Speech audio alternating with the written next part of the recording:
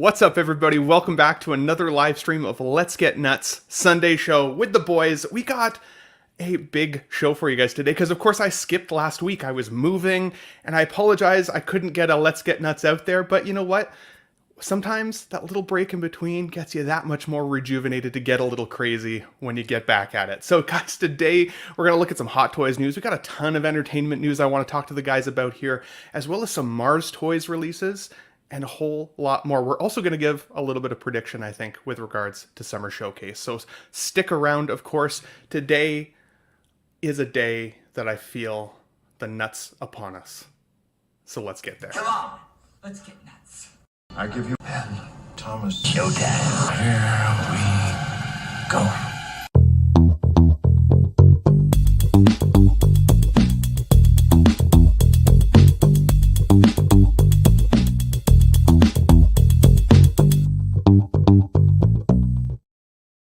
Okay, so for the record, Mr. Eddie, first one in the stream today, I never thought I would say I feel the nuts upon us, and it actually is a good thing for a live stream. I wasn't gonna bring it up. Say it. I was just gonna let you have your, You just moment. have your moment. That's fine. Mr. Eddie, Money Mendez, Made Media in the house. Good to see you, buddy. Thanks for joining. Appreciate it. Yeah, good to see you too, man. Thanks for having me. Heck yeah. Kind of tired today, so I'll try to be as upbeat as I always am, you know, so. If you see Eddie start to fall asleep on the stream, it's not the Star Trek news portion of the show. Don't worry about it. So we'll see how it goes. Good to see you here, buddy. Thanks for joining in. Next, of course, we've got our weekly regular, Mr. Pete from Only Fools and Collecting, a division of Collecting Weekly. Always here, just in the nick of time, Pete. You'll love to see it. Good to see you, buddy. Thanks for joining. What's up, Ben? You okay? Doing okay, man. Yeah, you know what? I'm in my new apartment now. It's pretty much all set up. It's Nice. feeling good. It's been an exciting time. So Good. Glad you're in and getting settled. yeah, for doing the best I can, right? I think the interesting part about having my own collection space is now I have nobody to report to. So all the nerdy shit that I want to slowly plant around the apartment, totally cool to do so. You know? Yeah. All bets are off now. All bets are off. That's awesome. Of course, we also have in the stream here, Classy Thomas, otherwise known as SpongeBob Square Bowels. Hopefully I did lay Al justice there. Good to see you here, Thomas. Good Thanks to for be joining, here. buddy. Always good to have you, man. Always good to have you. How has your last couple of weeks been since we saw you last? Pretty good, actually. Yeah, I've just been kind of relaxing, doing a little bit of filming and getting some stuff ready. You know, we'll talk about it later, of course. But yeah, so it's been fairly productive. So you're not like an adult like film star or anything. You're not like, you know, getting No, you got those jazzy lights behind you, there, buddy. The OnlyFans is still working on that, but you know, this is mainly about figures, so you know. You love to see it, buddy. You love to see it. I am happy you are here, good sir. As always, thank you for joining once again. We also have Chris back again. Now, Chris is one of my favorite panelists because he always gives it to you kind of dry and you're never totally sure if he's serious or not. Mr. Chris from the Vintage Rebellion podcast. Good to see you here, buddy. Thanks for joining again. Hey, Ben. I'm happy to be back. I love the format, and I really feel like I get to express my degenerate character traits adequately on this 100%. platform. Good. 100%. It wouldn't be a Let's Get Nuts Sunday if we couldn't get deep into the soul of Chris. So good to see you here, buddy. And I messed up here, guys. I messed up. Stream, you guys can hold me to this. I apologize because we have one final guest here that I did not make a slide for. You absolutely hate to see it because it's certainly not last but not least. Mr. Jay FEEZY from FEEZY's Figures here in the chat with us. Good sir. How are you doing? Good, man. Good, man. Thanks for having me. What is up, chat? Glad to be here again. Thanks again for the invite to chat with you and these fine panelists here. 100%. I'm happy to have you back, buddy. We have a big show today. So I want to quickly just say hello to the chat, guys, before we get too started. So let's take a look at who's all here. Of course, Mr. Lane Kramer, first in the chat today, a little over an hour till fun times. Hopefully he didn't fall asleep and is still here. Good to see you, buddy. We have F. Wellington in the chat. Hey, I'm watching this instead of saving the lives of dogs in a shelter. Oh, well, replay does exist, so it just in case you change your mind, I won't be offended, but I'm happy to have you here, buddy. So Jose G. Hernandez, what's up, everybody? It's time to get nuts. Thomas Wayne, you know it, good sir. We got Maxim M. Evening all. We also have the 6 Scale Collector. Hello all. Good to see you here, buddy. Thanks for joining in. We've got Paradigm Auto Restoration. Greetings all. I'd be interested if that's a YouTube channel as well. We should check that out, everybody.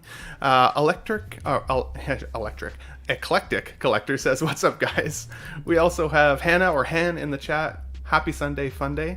Her and I went to IKEA yesterday, which was a great time. You know, curtains, the whole shebang. So happy she's here to take part in the show. Living the dream, honestly. It was super fun. So we also have Thalia Meyer in the chat. Hello, everyone. Good to see you here, buddy. And, of course, my good friend, the doctor, is in the house. Travis Hayes. Oh, my God. I was bothering right when you were about to go live. He was asking me a little bit about my displays because his wonderful wife, who's one of the most supportive women I've ever seen of, like, collectibles and nerdism, is asking him to consider changing up his display cases a little bit. She doesn't like the Detolf look, I guess. So he was asking me what I use, and I sent him the link over to the DIY Billies that are behind me. Now, he's got an incredible collection, so I'm not sure he's going to be able to fit them all in, but well, it remains to be seen. And we, of course, then also have Action Figure Academy here with us in the chat. Hey, Guys. on the topic of IKEA, Yeah. are you one of those IKEA food nuts? Like when you go to IKEA, you have to eat there, or So I can only get one of like the slices of the pie now. There's like this what's it called? Like it's called like almond pie or something like that, but it's not made with any gluten, so I can eat it. Everything okay. else there on the menu now has gluten, and I'm celiac. So I used to totally get the Swedish meatballs. I'd get the salmon. I'd get the fries and the gravy. So good. Now I can't eat any of it. So, Wow. yeah, you hate to see it. It's not a fun time, but it's saved my waistline, guys, because you know, I would definitely be plus. eating the fries and the gravy there. Anybody who's ever come to Canada know that we all like our poutine. So anytime you can get gravy and cheese on fries, it's pretty awesome. I think I'm trying to convince Eddie to do it, but I don't know I'm if still he's not a tried it yet. believer, but maybe one day. You know, I can follow you on the gravy. Well, definitely the cheese, but I can follow you on the gravy. I mean, gravy's gravy. so You can good. put gravy on anything, and I'll be happy. 100%, dude. Gravy, fries, and cheese. You gotta try it. Gotta try it. We also have MB Dyson here in the chat. Let's get nuts. What's up, all? Good to see you here, buddy. All right, so I want to dive into this figure really, really quickly because I finally unboxed my InArt Rooted Hair 2-pack Joker. And one quick note. One keen-eyed viewer on the short video that I posted recently, I can't remember her name, but thank you for pointing this out. I've got the ring around the wrong finger. It's supposed to be on the thumb, not on the middle finger. I thought it looked cool, but it was a keen-eyed view, so I've changed it now in my display. Otherwise, loving the pose, loving the figure. Now, I did actually have a similar experience to what I think it was Kiko Collects. He had one figure where some of his hair was like a little on the frizzy side in comparison. This is by far the best sculpt that I got. The other one that's got more of like that subtle smirk, his hair got like kind of fuzzy in the packaging. So I've had to use some beard wax to kind of like slick it down a little bit, make it look a little bit better, but it's still not perfect. So that drove me nuts just a little bit because of how much money I spent on this set. But do any of you guys on the panel have this guy? I think Eddie, I think you have this one, right?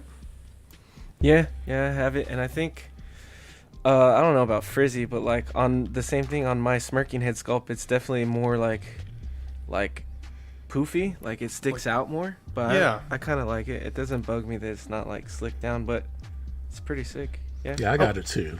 At least it's from like a more wild scene of the film, right? The Dark Knight, where he's, Yeah. you know, he's been hanging his head out the window and all that stuff. So like, fair. Yeah. How'd yours turn out, Thomas? Were they pretty consistent, or? Yeah, mine actually turned out pretty good. I mean, one of my head sculpts, you know how in the little glass tube they're in, there's something in there that kind of holds it upright. One of mine kind of fell off of it and was kind of leaning in the little tube, but it didn't mess up the hair. So go. yeah, mine turned out pretty good. The styrofoam piece that holds it on in the tube also kind of messed it up on the one. It like really dented the shit out of it. So I pulled out. I think everybody's probably gonna end up pulling out a couple strands when they That's try what to she do said. the eye rolling. Wow. She's from Thailand. I pulled out some of the hair when I was pulling out the back piece to move the eyes, so I did have to do that because it's pretty like stuck. It's like whatever they used to style the hair, like it was like pretty stuck in there. So Heck yeah. Yeah, well, and I had a hard time getting my glass section separated from the bottom base. I don't know what it was. So I ended up taking the lid off and just popping it out the top, and it was fine. But yeah, it was harder than I expected. Hannah mentioned here as well, soft serve. By the way, IKEA, if you go for the vanilla frozen yogurt soft serve ice cream, so good. I don't know what they put in that, but it's like the creamiest, thickest ice cream possibly imaginable. It's amazing. And we got Tuli in the chat here as well. What's up, panel in chat? Says, hit that like button. Thanks, buddy. I appreciate that. Let's move on, because a couple weeks ago, we talked a little bit about fears, and we talked a little bit about, like, what would be scarier, you know, if you fell off the side of a cliff and died, or if you dove into the ocean as deep as possible and didn't have enough air to make it up. But this popped up this recent week. A roller coaster got stuck upside down for over 3 hours. And I thought this was scary beyond imaginability, because I love roller coasters just in general. But do you guys have any like fears of roller coasters? Do you ever see that Final Destination movie where everybody dies on the roller coaster? That's Ever what I was since thinking then, of. they freak me out a little bit more. This used to be a real problem in America. Like there was shady amusement parks that were like poorly maintained that like numerous people died at, like in the the second half of the 19th century. But you don't see it a whole lot anymore. But I saw another video going around last week where like one of the supports was like totally cracked, and like this guy's cell phone videos a roller coaster passing by, and like it just shifts like right off this beam, right? Like, so this stuff definitely can totally happen. Here in Canada, a girl got real injured on like a drop zone type ride at Canada's Wonderland like 10 years ago. Like lost her legs, if I'm not mistaken. So like this does happen, man. You gotta pick your rides carefully. You go somewhere well maintained like Disneyland. Yeah, no doubt. Well, even then, I've considered doing things like skydiving and bungee jumping. And recently, for whatever reason on TikTok, they keep showing me bad bungee jumping accidents where people hit the water below. And I'm like, okay, I'm never going to try that. Sure? And then it sent me a video on Facebook the other day of a guy who survived a skydiving accident where his parachutes didn't open and he actually hit the ground and survived it. And it was like, I think I'm past the point of no fear for this kind of stuff at this point. I don't know. Would you guys still go skydiving or bungee jumping, or are you guys like absolutely not at this point in life? That's not my thing. I don't think I'd do it. I mean, once you kind of reach a certain age, I think all the thrills are gone. So, I mean, for me, I would rather extend my life as much as possible rather than taking years away. So, I think I'm over it. I think it's different when you have kids as well. You kind of become a little less daredevil, because you kind of think, well, it's not just me that's I've got what I look out for now. So I've never been a massive like roller coaster fan, but yeah, I don't like ones that go upside down anyway. So. And being stuck in that position for 3 hours seems terrible. I'm not gonna lie. And I've got a cat, so I know what you're saying, Pete. I don't have a kid, but I wouldn't want to leave the cat by itself. Exactly. He eats a lot of food, So. There's a where I grew up in, the town that I grew up in has like a little town fair, and they always have like rides like the zipper and like the main rides that you get at small like county fairs. And they have one like this. They used to be called the Ring of Fire, and then they changed the name to Chicago Loop. And I've been stuck on the top before for like 10 minutes, maybe 10, 15 minutes. Like it used to happen all the time. So, but they had like, it was enclosed. Like this one doesn't look like it's enclosed, but the one that I was on, it was enclosed. So you could put your hands up and like hold yourself up while you're in there, just if you felt like you were falling. But like, I remember that happening when I was a kid. But I love roller coasters. The only thing I don't like, or I usually don't do, is the ones that are just straight up and down. Like if it's just a cage that goes up and then drops you, I'm not a big fan of those. I'd probably just stay away from those. But if it's a full-on roller coaster, I'm all good. There was one I went on in Cedar Point, Ohio, which, if you like roller coasters, it's one of the best roller coaster parks I've ever been to. And they had a one called the Drag Strip. I don't know if they still have it, but basically it shoots you at something like 300 miles an hour, straight forward from the ground and straight up. And right as you get to the very top, it's basically a straight line, straight up in the air. It corkscrews you and brings you straight back down and back to the bottom. And then and it's over. Like, that's the whole ride. But there's this moment where you're shooting straight up to the sky that you're like, oh, like, it's going to go right off the end and you're never going to come back. And then all of a sudden, for whatever reason, you're just like, boom, and like looking straight back down again with the corkscrew and brings you down.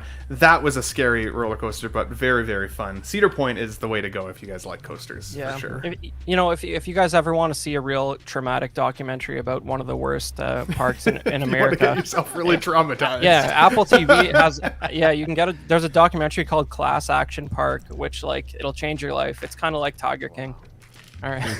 Wow. Yeah, I'm a big fan of roller coasters, and kind of piggybacking on what Chris was saying and his little Eddie, what they were mentioning. To this day, the fair rides, I would say, a little more thrill-seeking, just because they have to put those up, quick and or temporary, right? Whereas, like Chris was saying, there's like amusement parks, they're more permanent. So, there was a couple of times where I got on those rides and I heard some like clanking and things dropping, right? Metal. But I mean, that's not to say it's from the ride, but you kind of get suspicious when you hear noises like that and you're going on it, right? So it's just kind of temporary. But on the contrary, recently I went to Disneyland. I think it was the end of the last year, and I went on the Big Thunder Railroad Mountain, and it was on one of the last drops. So we were going up, and it actually stopped and got sucked. Granted, it wasn't upside down, but it stopped, and then the whole ride just shut down, and we ended up having to get off and walk down like behind the scenes way. So it was kind of cool because it was like we were getting a tour of behind the scenes of the ride. We would kind of go down like the back ways and just kind of see the insides of the roller coasters. So that was cool. But so those still have they can't shut down also. God. Six Scale Collector here says the drag strip is permanently closed due to an accident. So, well, I'm glad I went on it before then. Oh my god, that's terrifying. That is a scary one to have an accident on. Anyways, I just wanted to run this by you guys because, as I said, we had talked about the fear of death recently, and a roller coaster is a new fear for me, apparently, even though I used to feel like I was bulletproof on those. Guys, this last week I went and finally saw Indiana Jones and the Dial of Destiny. I wanted to say the Temple of Doom. The Dial of Destiny. And I wish I'd seen the Temple of Doom. That was a great film.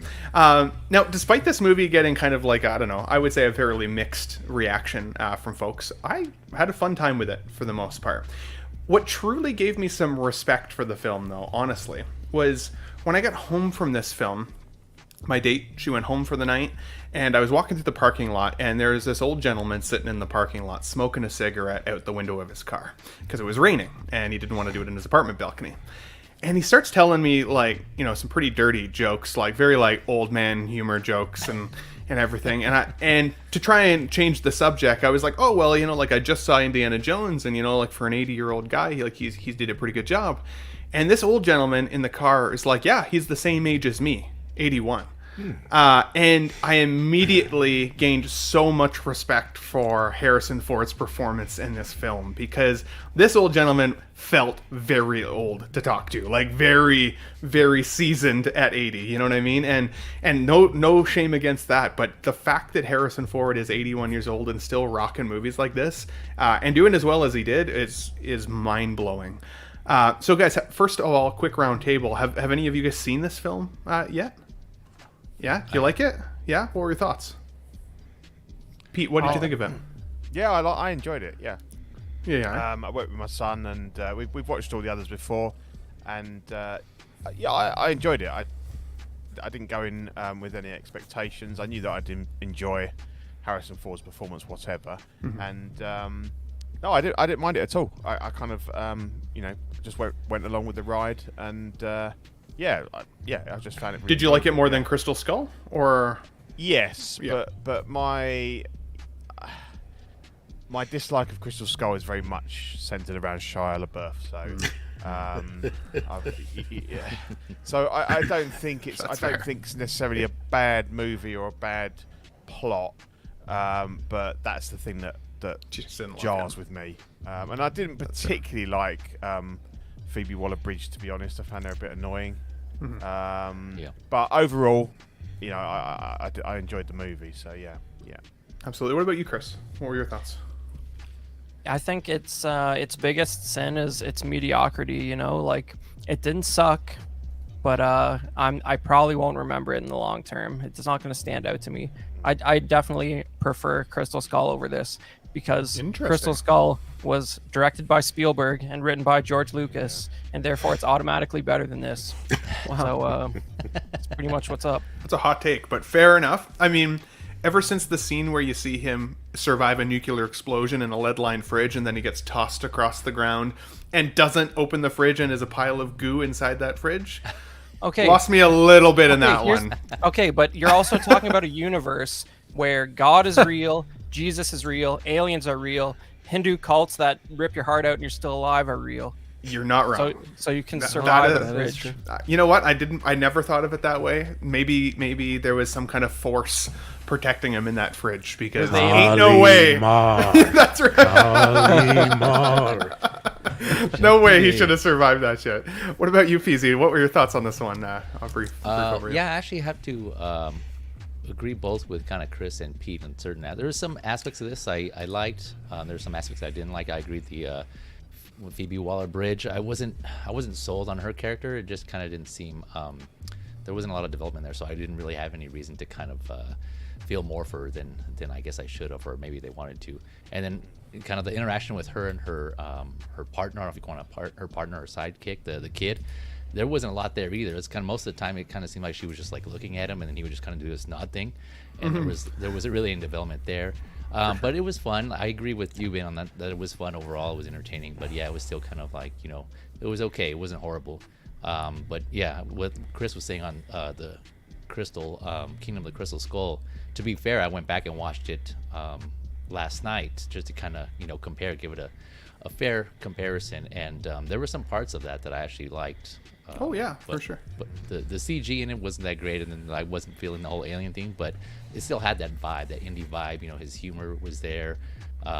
Just the indie vibe was there, and I didn't really feel it that much with Ballad Destiny personally. But so they each had their pros and cons basically. So They did. I mean, I don't think it's much of a spoiler to say like there was obviously some de-aging technology. You saw it in the trailer initially. I thought some of the scenes in the beginning with the de-aging, especially kind of in the shadow, looked amazing. There was a couple scenes where they flash a flashlight directly on his face where he looked like a little janky, but like still incredible, even in comparison to when we saw CGI Luke, for example, in Mando season 2 not that long ago, right? Like that was a little deep fake Luke sort of thing. That was kind of how it was going. I thought this still looked pretty good. I did think there was a scene where they're running on top of the train, though, where there was a couple times where they should have either just used practical effects and shot like a closer up scene, or just not shown it at all, because it looked really CGI. Like there was a jump, he jumped across, I it, thought and it was that like too, yeah. it was weird. I was like, they could have just cut that out. They didn't even need it. Like it could have been a scene. Yeah, they could have just cut it right out.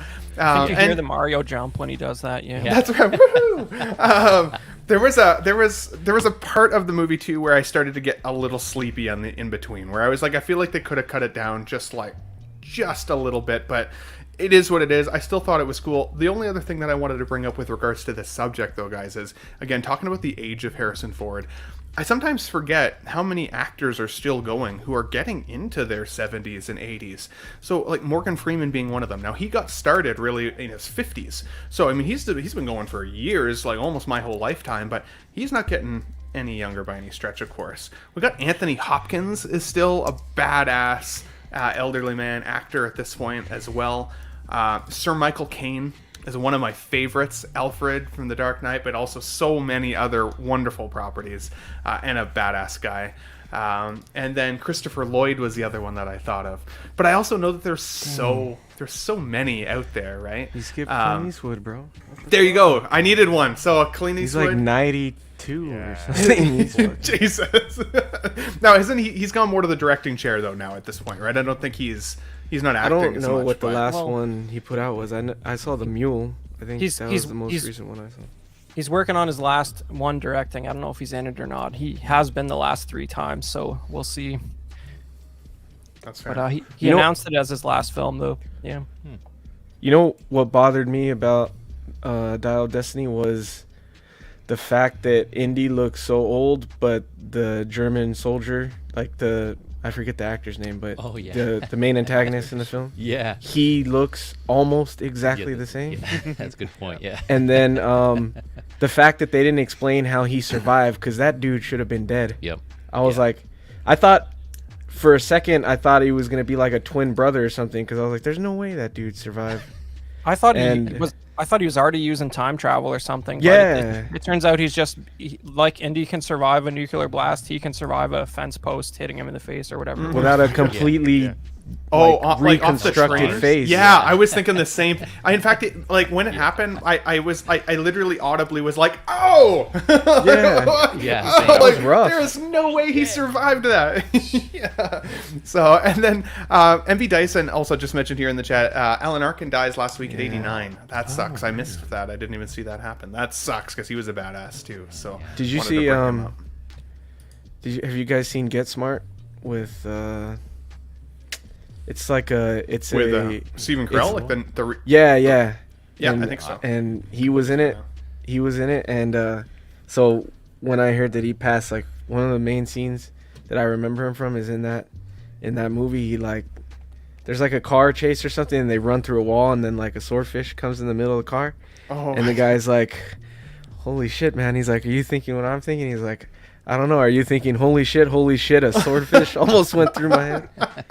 Like, it's really funny, dude. That's amazing. That's amazing, guys. If you haven't given the film a chance, I would say give it a chance. I liked it enough. It's prompted me to go back and watch the first three again, just to get refreshed on them. I've seen them a million times at this point. I also used to watch the young Indiana Jones films back in the day, like the shorter ones, with what was his name, River Phoenix. yeah. Great. We're Great talking about the older movies. the TV The series, the TV Oh, series. okay, My yeah. apologies. Yeah. My brother had them all on DVD, basically, so I used to watch them that way. But also pretty cool and kind of a cool origin of Indy, and it's cool to see kind of where he's come. There were some sad moments of this film that I was like, oh, if that feels a little depressing to see Indy in this state. I would think that he'd be a more hopeful person after all of the life things that he'd seen. But I also don't know what it's like to be 81, so maybe eventually you just kind of are like, I'm done. So, Yeah, I was gonna say, it kind of seemed like he was playing himself at times. Like he was like, "Oh, okay, let's do this." Like his attitude. I know, like Yeah. what Yeah. happens with his character, but I got the feeling like he kind of didn't want it. Like he was basically portraying himself. Like he was like, "Okay, let's just do this type of thing."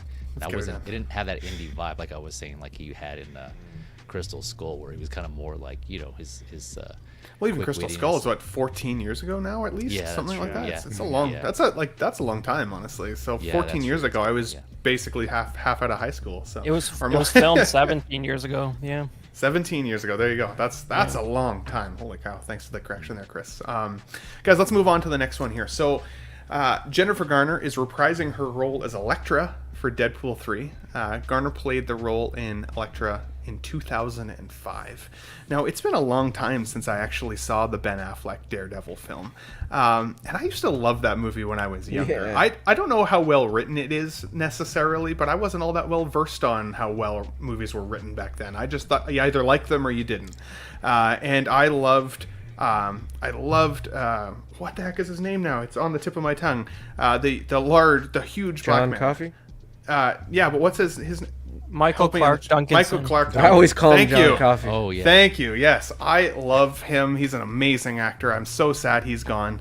Ben Affleck was fantastic. I always thought his Daredevil. I thought he played it well. I think that the playground scene was the only kind of silly scene in that film. Colin Farrell, I honestly don't think we'll see again because he's now playing Penguin in the DC universe. So I don't think he'll make a return in this Deadpool movie. But I'm okay with Jennifer Garner coming back. Now, I've seen a few people comment to say she's too old to be coming back for this. And I say that is crap, because this is a recent photo of Jennifer Garner. She looks And amazing She looks right now. amazing. I totally can see her putting the outfit on again and coming back for like a badass Electra cameo. It's also Have you ever seen, Deadpool 3, so who cares, right? Like, Yeah, it's gonna be fun, right? Like it's gonna be fun. It's gonna be fun either way.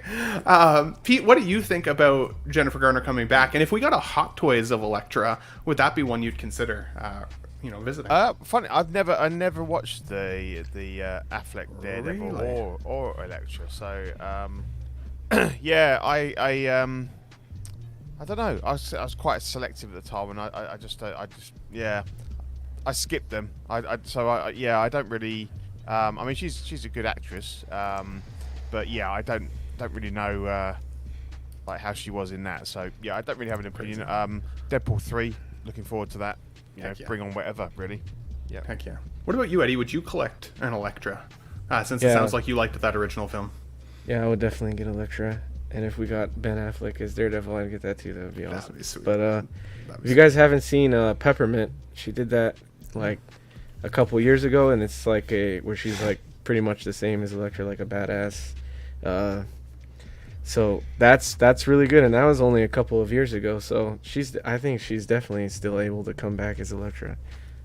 Absolutely. I mean, it's going to be a cameo, so it's hard to even know how much time she'll actually have. Yeah. But Yeah. it would still just be a fun way to bring it back. Chris, what's your take on that original Daredevil movie? Did you see it? Did you like it? I mean, you're pretty well versed when it comes to films. So I'm curious what you think.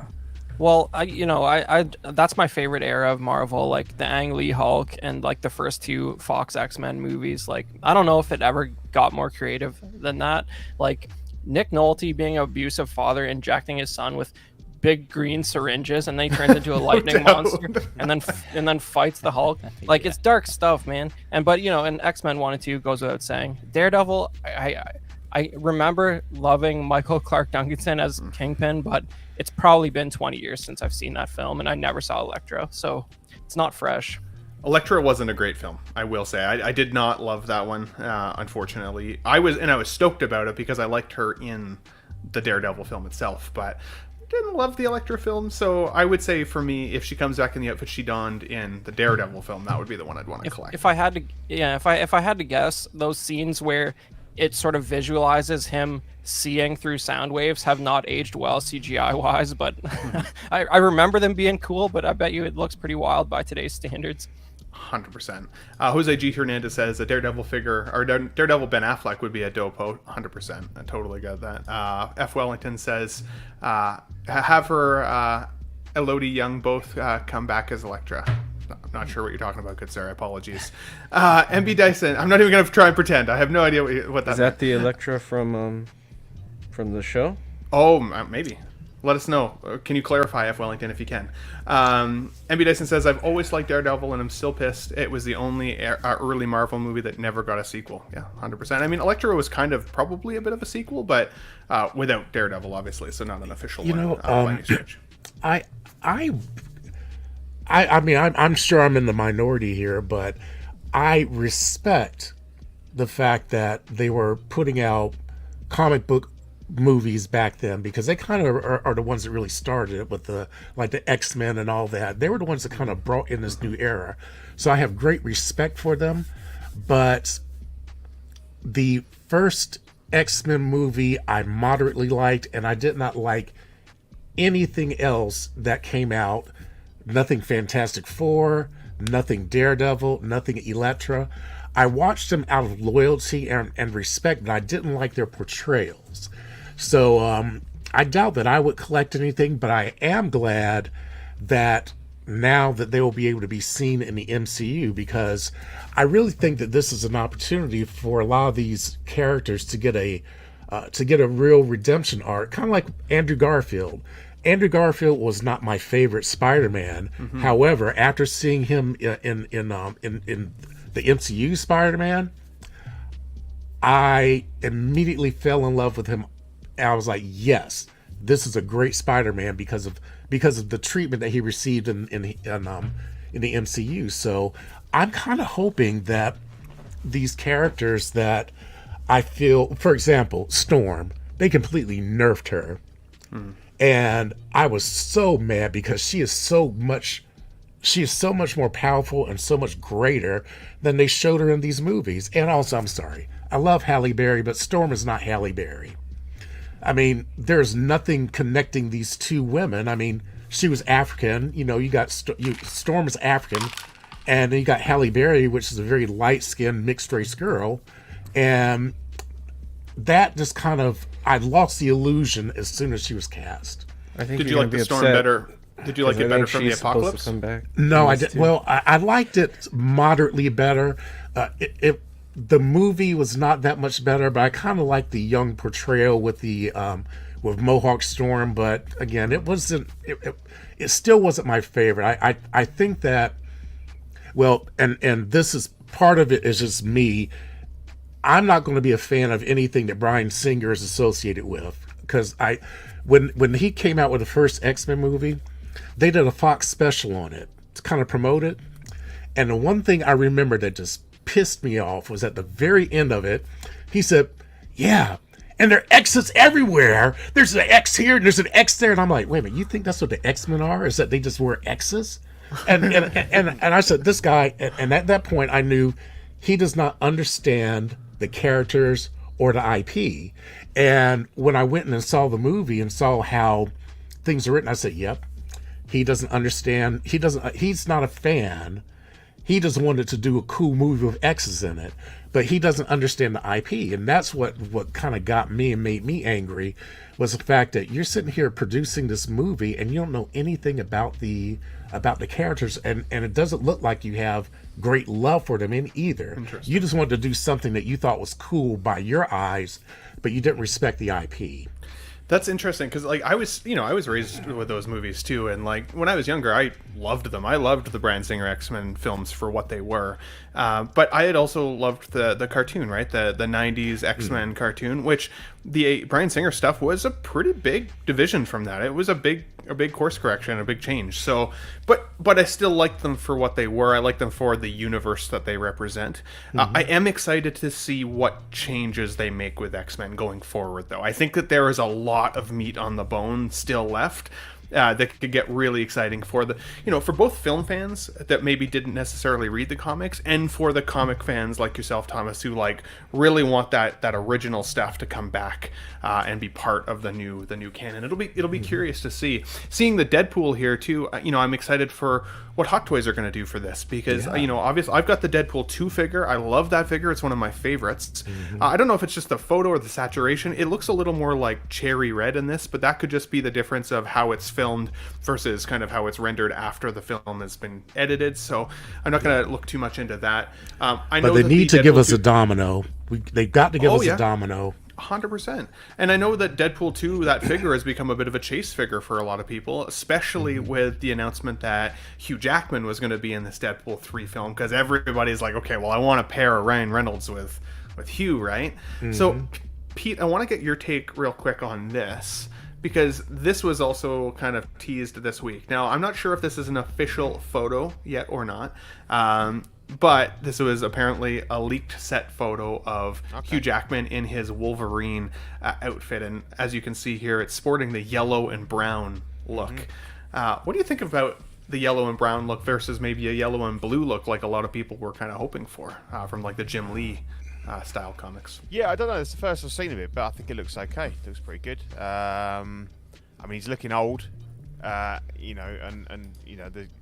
don't know. Yeah, not an official photo.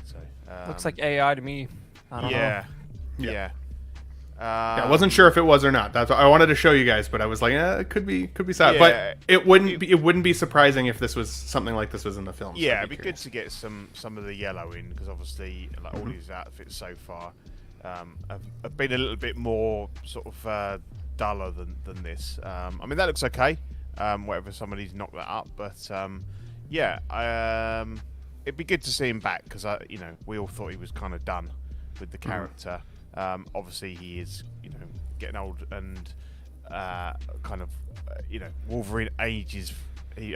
Logan ages very slowly, so it's kind of unless they start bringing in that deep fake stuff and some de-aging, then obviously he's kind of reached that point where he's got to be done with the character. But it'd be good to see if this is his last hurrah.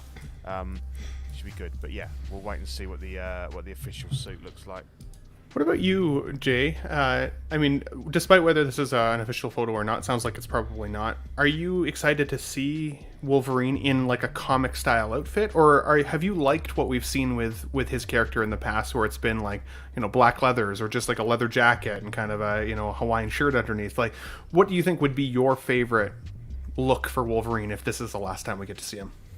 I'm with Classic Thomas on this one. I prefer to see more of a a comic accurate, but I know that's kind of hard to do. Obviously, like, you know, with the ears, I don't know how they would do that, but something similar, right? Something close to that. And like Pete was saying, kind of more the yellow, if they stuck with the yellow at least, and threw in some maybe bluish or black tiger stripes in there, that'd be what I would like to see personally. And then, you know, well, hopefully if they do that, then we get a figure based on that. So we have, for those who are wanting a more comic accurate Wolverine, we would get that. But yeah, again, that's if they do that. So that's what I would be open for.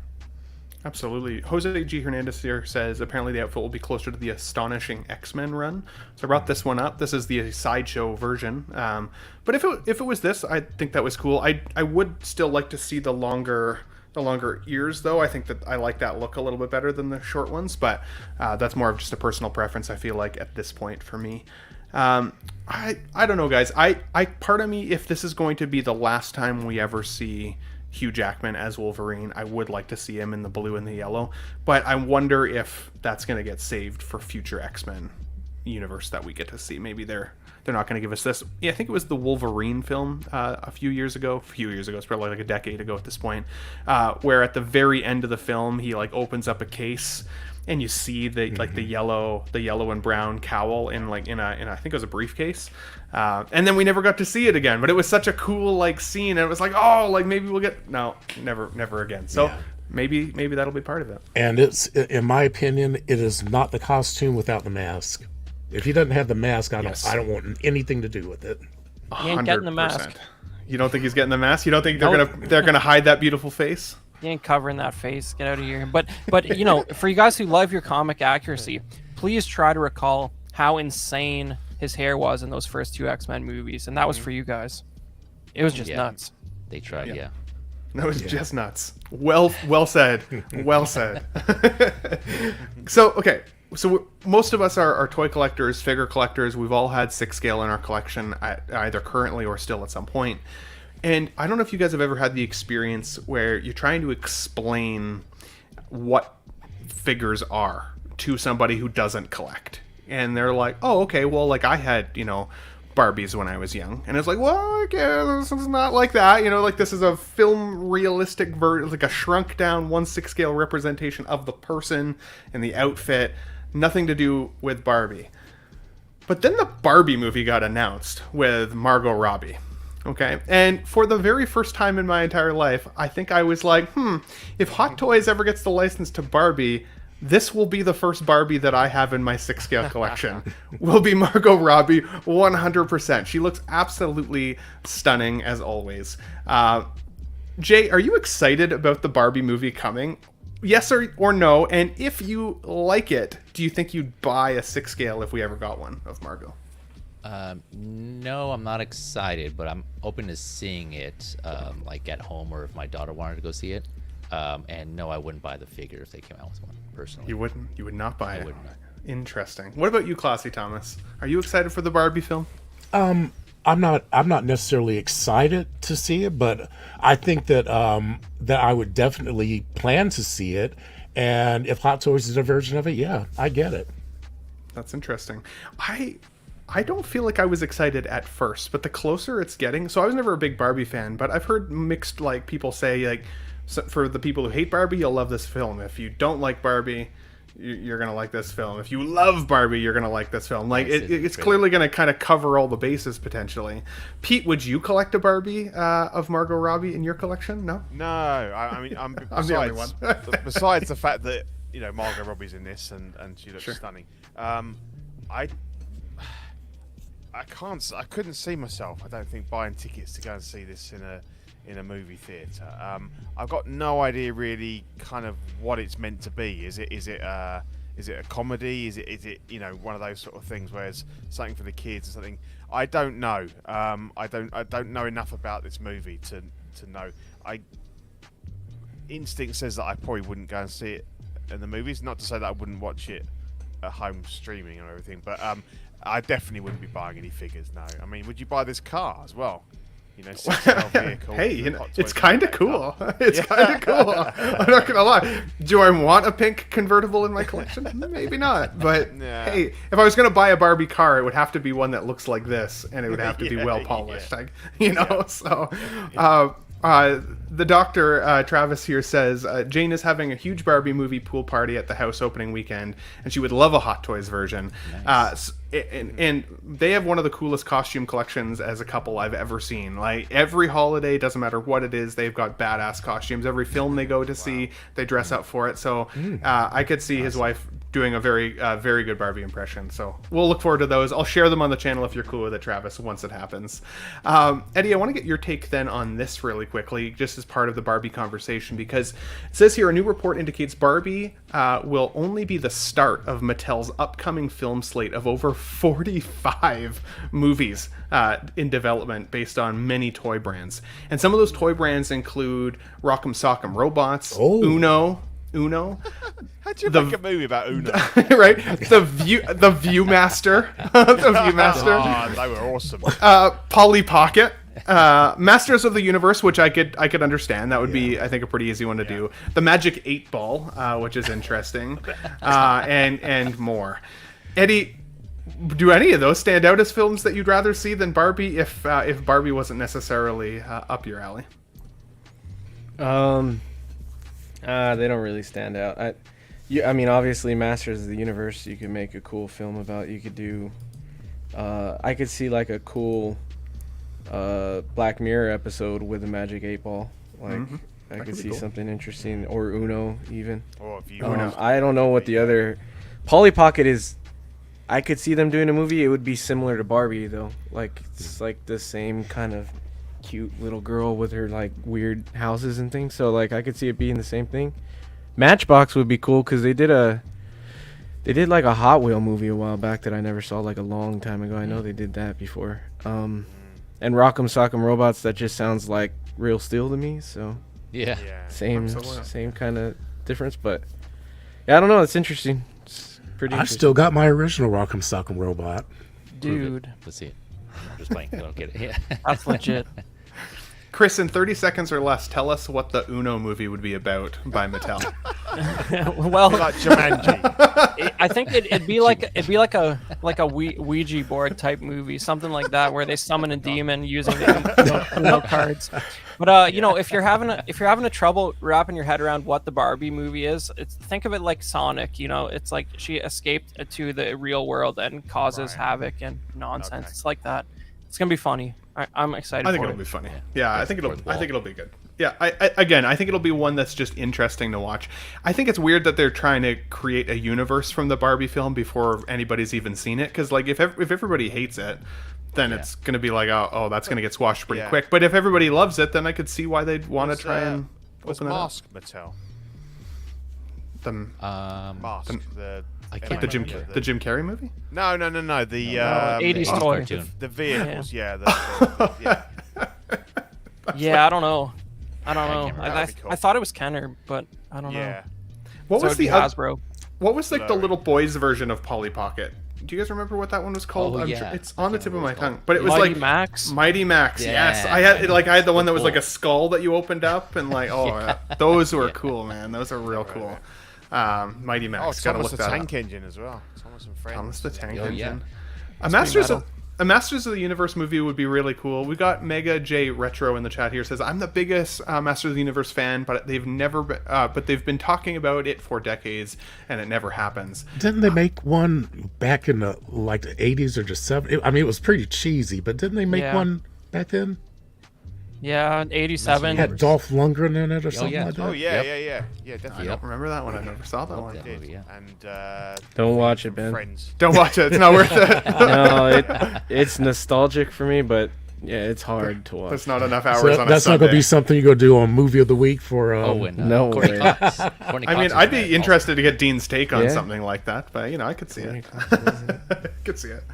Cool. Well, guys, let's move on here. But let us know in the chat. We've got 31 people here. If you have a chance and haven't already, hit the like button for me. Definitely appreciate it. Also, I wanted to say thank you to the nearly 700 people who watched Let's Get Nuts over the last 2 weeks. That's a huge view count for our My Little Show here, and I know a big part of that is the people who come back every week, as well as my panelists being awesome dudes and here to support. So love you guys, and again, thanks for watching, everybody. But let us know of these 40 movies or 45 plus movies, what one would you guys want to see? Also, maybe give me your little breakdown on what you think an Uno movie could look like or a Viewmaster movie could look like. I'd be curious to hear all the creative takes on that.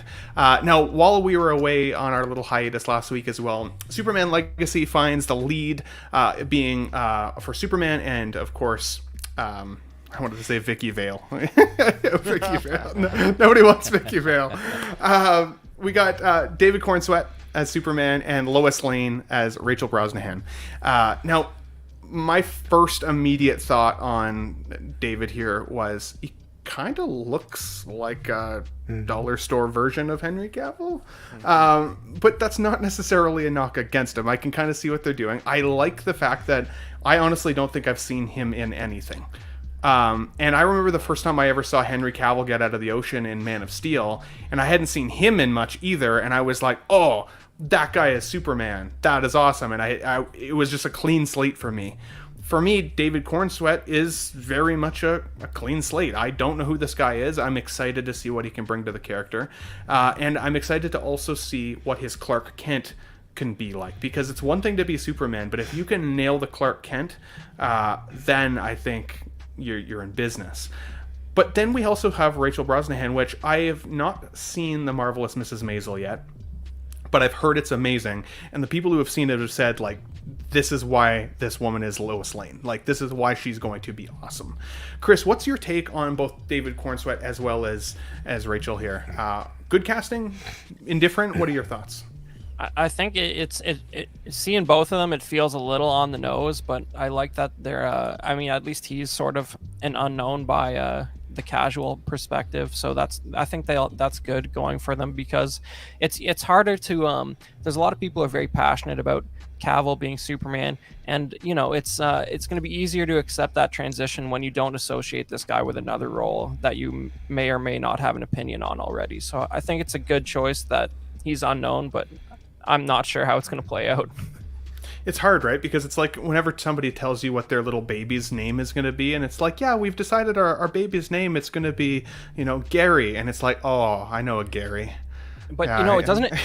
It makes me a bit nostalgic for the days when actors would have thought better of having a last name like Cornsweet and just made up a new one. Yeah, It's horrible. It makes you feel... Time to say it. Sticky. Yeah. Sweet and sticky.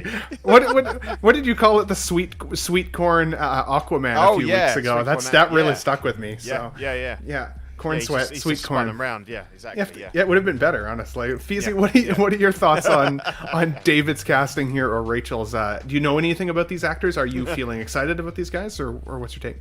No, this will be a fresh take for me on both of these actors and actress.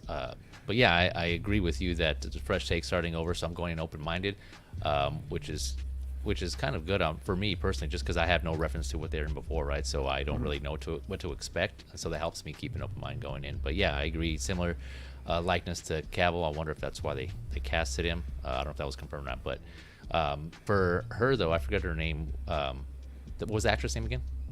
Rachel Brosnahan. Yeah, Rachel. So she seems like, I don't know, they kind of have some similarities between the two, so I would think she would be more, to me, she seems like she's more casted as like a Supergirl or Superwoman versus a Lois Lane. I don't know, just because, you would think, like, if they're cousins, right, they seem like they could be related. Just like again, like maybe like facial features. Or people say you're attracted to people who are similar to yourself. So and yeah, recently true, yeah. Collecting Weekly turned me into a woman, and they've been calling me Bendita ever since. And she's cute. Not to toot my own horn or anything, but like I could see it. I could see it.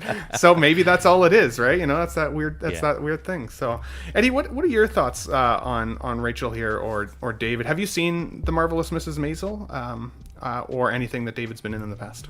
I have not seen The Marvelous Mrs. Maisel, and I've never seen anything that he's been in, so I have no thoughts on them as like actors or anything. Like, I'm open-minded about that. They both look like the characters that they're playing. They both have a good look, and I know people were really excited when they heard she was going to be cast as Lois Lane, so I guess if that's any indication, she'll do really good. That's cool, but for me, like, I'm kind of like I'm indifferent for superhero stuff going forward. Like I love Superman. I'll always love superhero stuff, but like I'm like losing hope that they could ever do a good job, and I don't know how to feel about guns, so I'm not really like excited about it. It's more like just it's happening for me, so. That's fair. I feel there's a bit of fatigue. There's a little bit of like bad movie fatigue, I think. I feel like if a film comes out and they do a really great job, I think it will reinvigorate a lot of us, especially because we also like figure collecting and some of those other things as well. All you need is for that punch in the chest of like, that's kind of what I was hoping for, you know, like, and to reinvigorate it just a little bit. So MB Dyson here says, corn sweat is what Clark gets from working on the Ken farm. He doesn't get swamp ass, gets corn sweat. Corn sweat. What the hell? Love to see it. Love to see it. Let us know in the chat, guys. What are your thoughts on these folks being cast as Superman and Lois? Are you excited about it? I feel excited for the fact that it's a clean slate. So let's clean slate it up. Let's see what happens. I'm going in with an open mind, just like I went in with Indy, and I'm excited to see what happens. But let us know what you guys think below. One more quick entertainment news, and then we'll get into some figures here, guys. This popped up recently, and I don't know if this is confirmed or 100% or not. Again, it could be fake news, but I saw it and it stuck with me. We're looking at the PlayStation 5 Slim version, apparently leaked in court documents. And the reason I wanted to bring this up was you can see the picture on the right. I was watching Will Foxification's channel the other night while he was talking to Riley Reviews from their Friday show.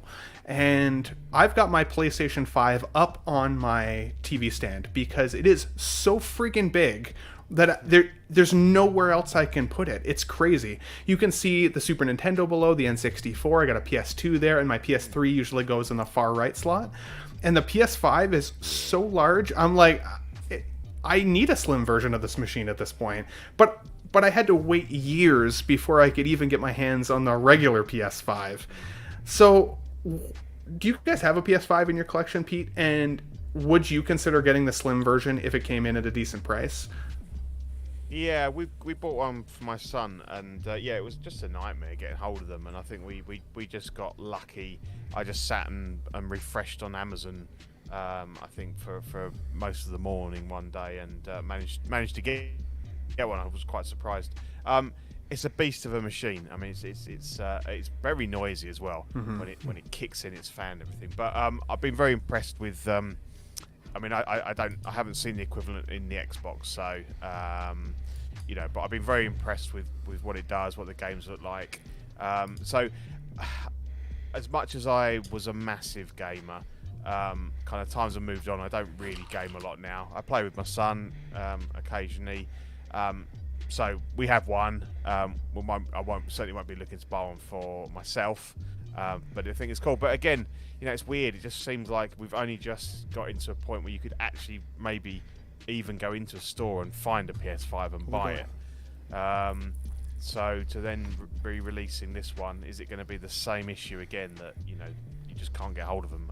I don't know, but what is it? Has it got anything downgraded on it? Do we know? We don't know anything about it. Don't have any info on it yet, other than just kind of what it's looking like here.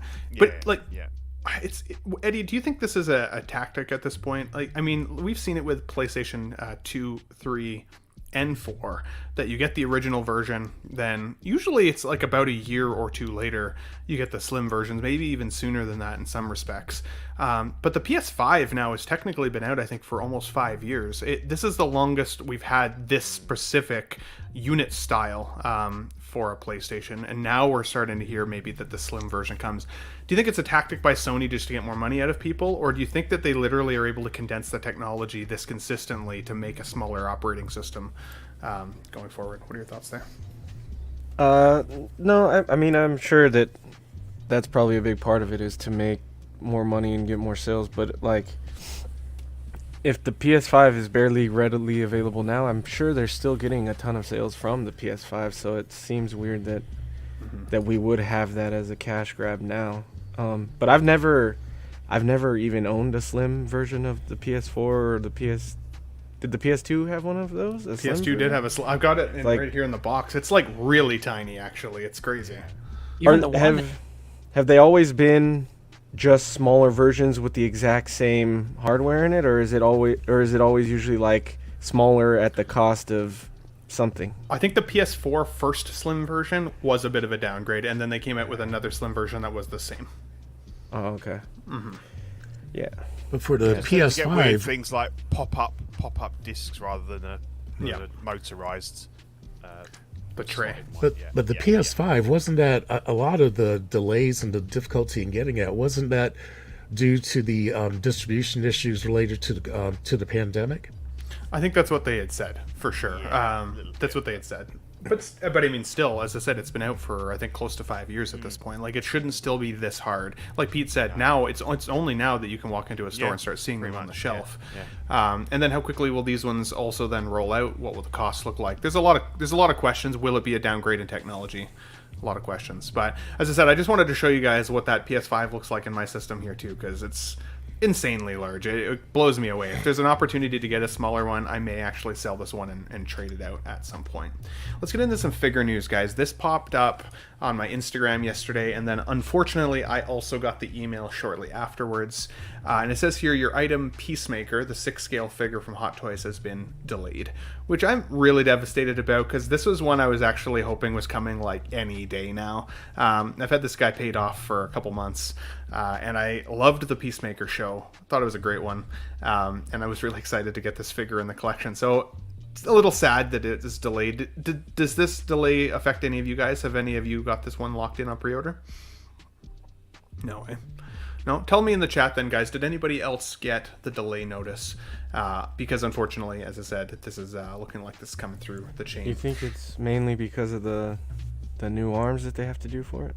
Potentially, because I mean, even with the picture that's here in this like picture above, you see the jointed arms like you had in the first version, and the upgraded version was fantastic. That's like I had already locked it in the pre-order before they upgraded it, but when they upgraded it and showed the different face sculpt that looks so much more like John Cena, as well as the bigger, more buff body, I was over the moon. I was so excited for that. But yeah, did anybody else get it? Jose G. Hernandez says he got the delay notice too. Yeah, okay. So I mean, that sucks. I hate reporting on delays, but I wanted to let everybody know just in case if you got this on order to keep an eye out for your email there, for sure. Now this also came up in the feed there this week. This of course being the Blitzway head sculpt, and I apologies again on the tip of my tongue. I should write this shit down. What's this person's name again? Kirk Cobain. Thank you so much. I don't know why that was off my head. But the mass production PVC versus the prototype resin, and honestly, I think the mass production looks pretty good. But do you guys have this on order from Blitzway? Is there any thoughts or feelings you have on this?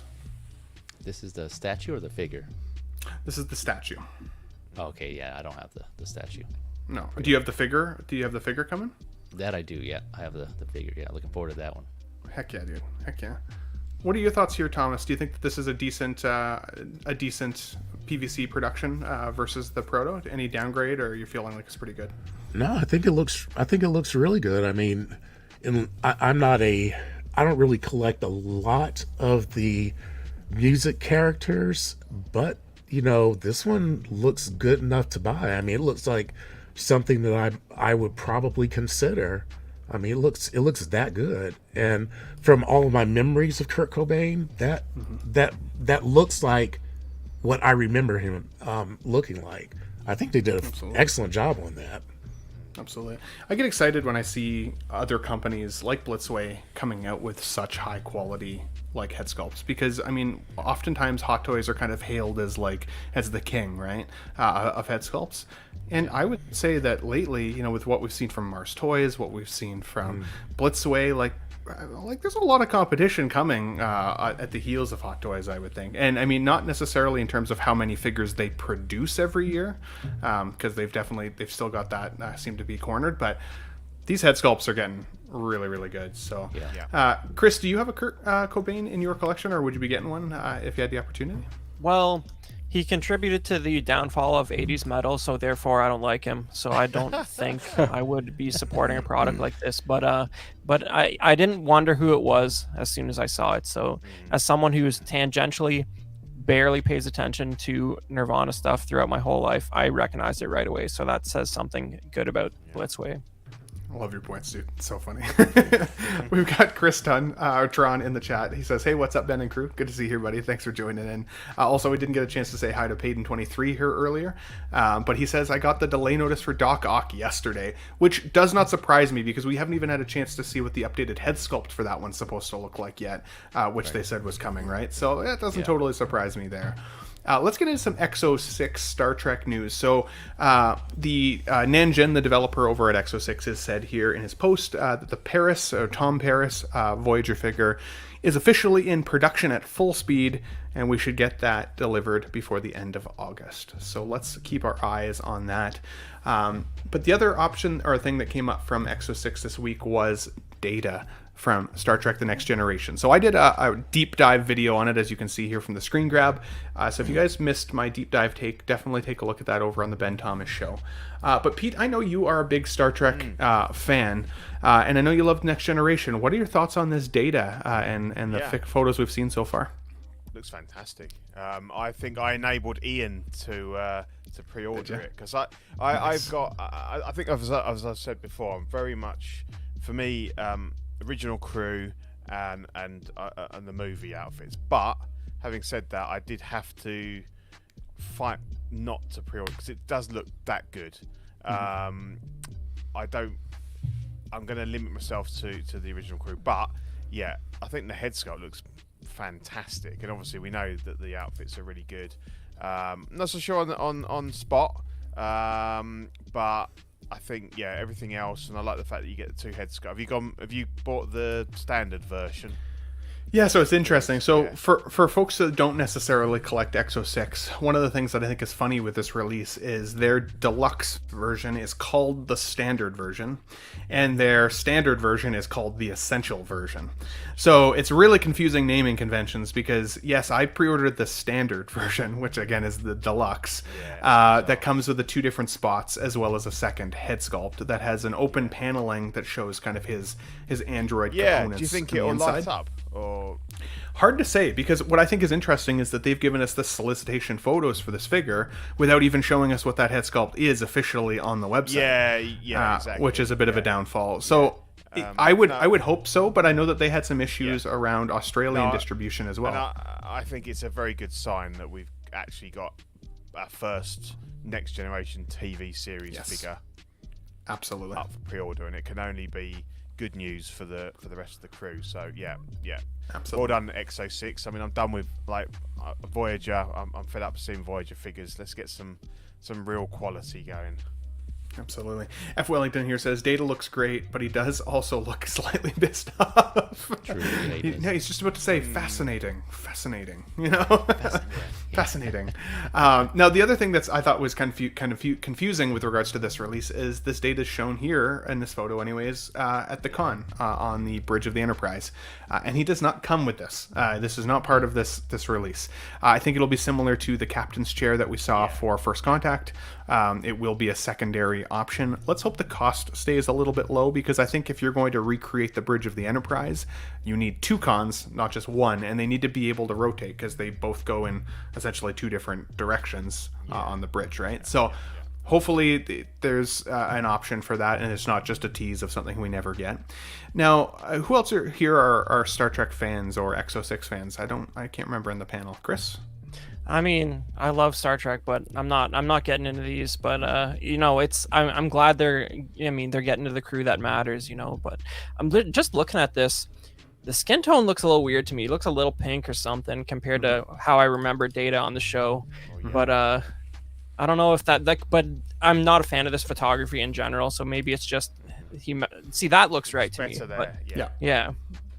But the other 2 looked a little weird. But I like the head sculpt. He looks serious. It's good. And I mean, you just can't help but appreciate the design of these uniforms, because they know they're making it for a crappy standard def TV, and just having that little piece of color with the black around it just automatically framed the shot and made it sort of dark around the edges of the shot. So it's a great design. Simple. It's a little, you overanalyze it a bit much. What a figure, compared but to the ones without the collar from the first 2 seasons. Yeah, it just looks so much better. Yeah, good stuff. Absolutely. And you hit on an interesting point that I've seen a lot in the comments. So on my deep dive video, I said, hey, I was happy that these photos aren't blurry, because a lot of the Exo 6 photos, for whatever reason, have like a bit of like a blur effect to them, and you can't see the details of the figure. And for a lot of the Voyager characters, I felt like that was almost on purpose, because they were a little bit soft. So like, I felt like they blurred them on purpose. With this one, I was like, hey, I'm happy to see that these are actually relatively clear photos.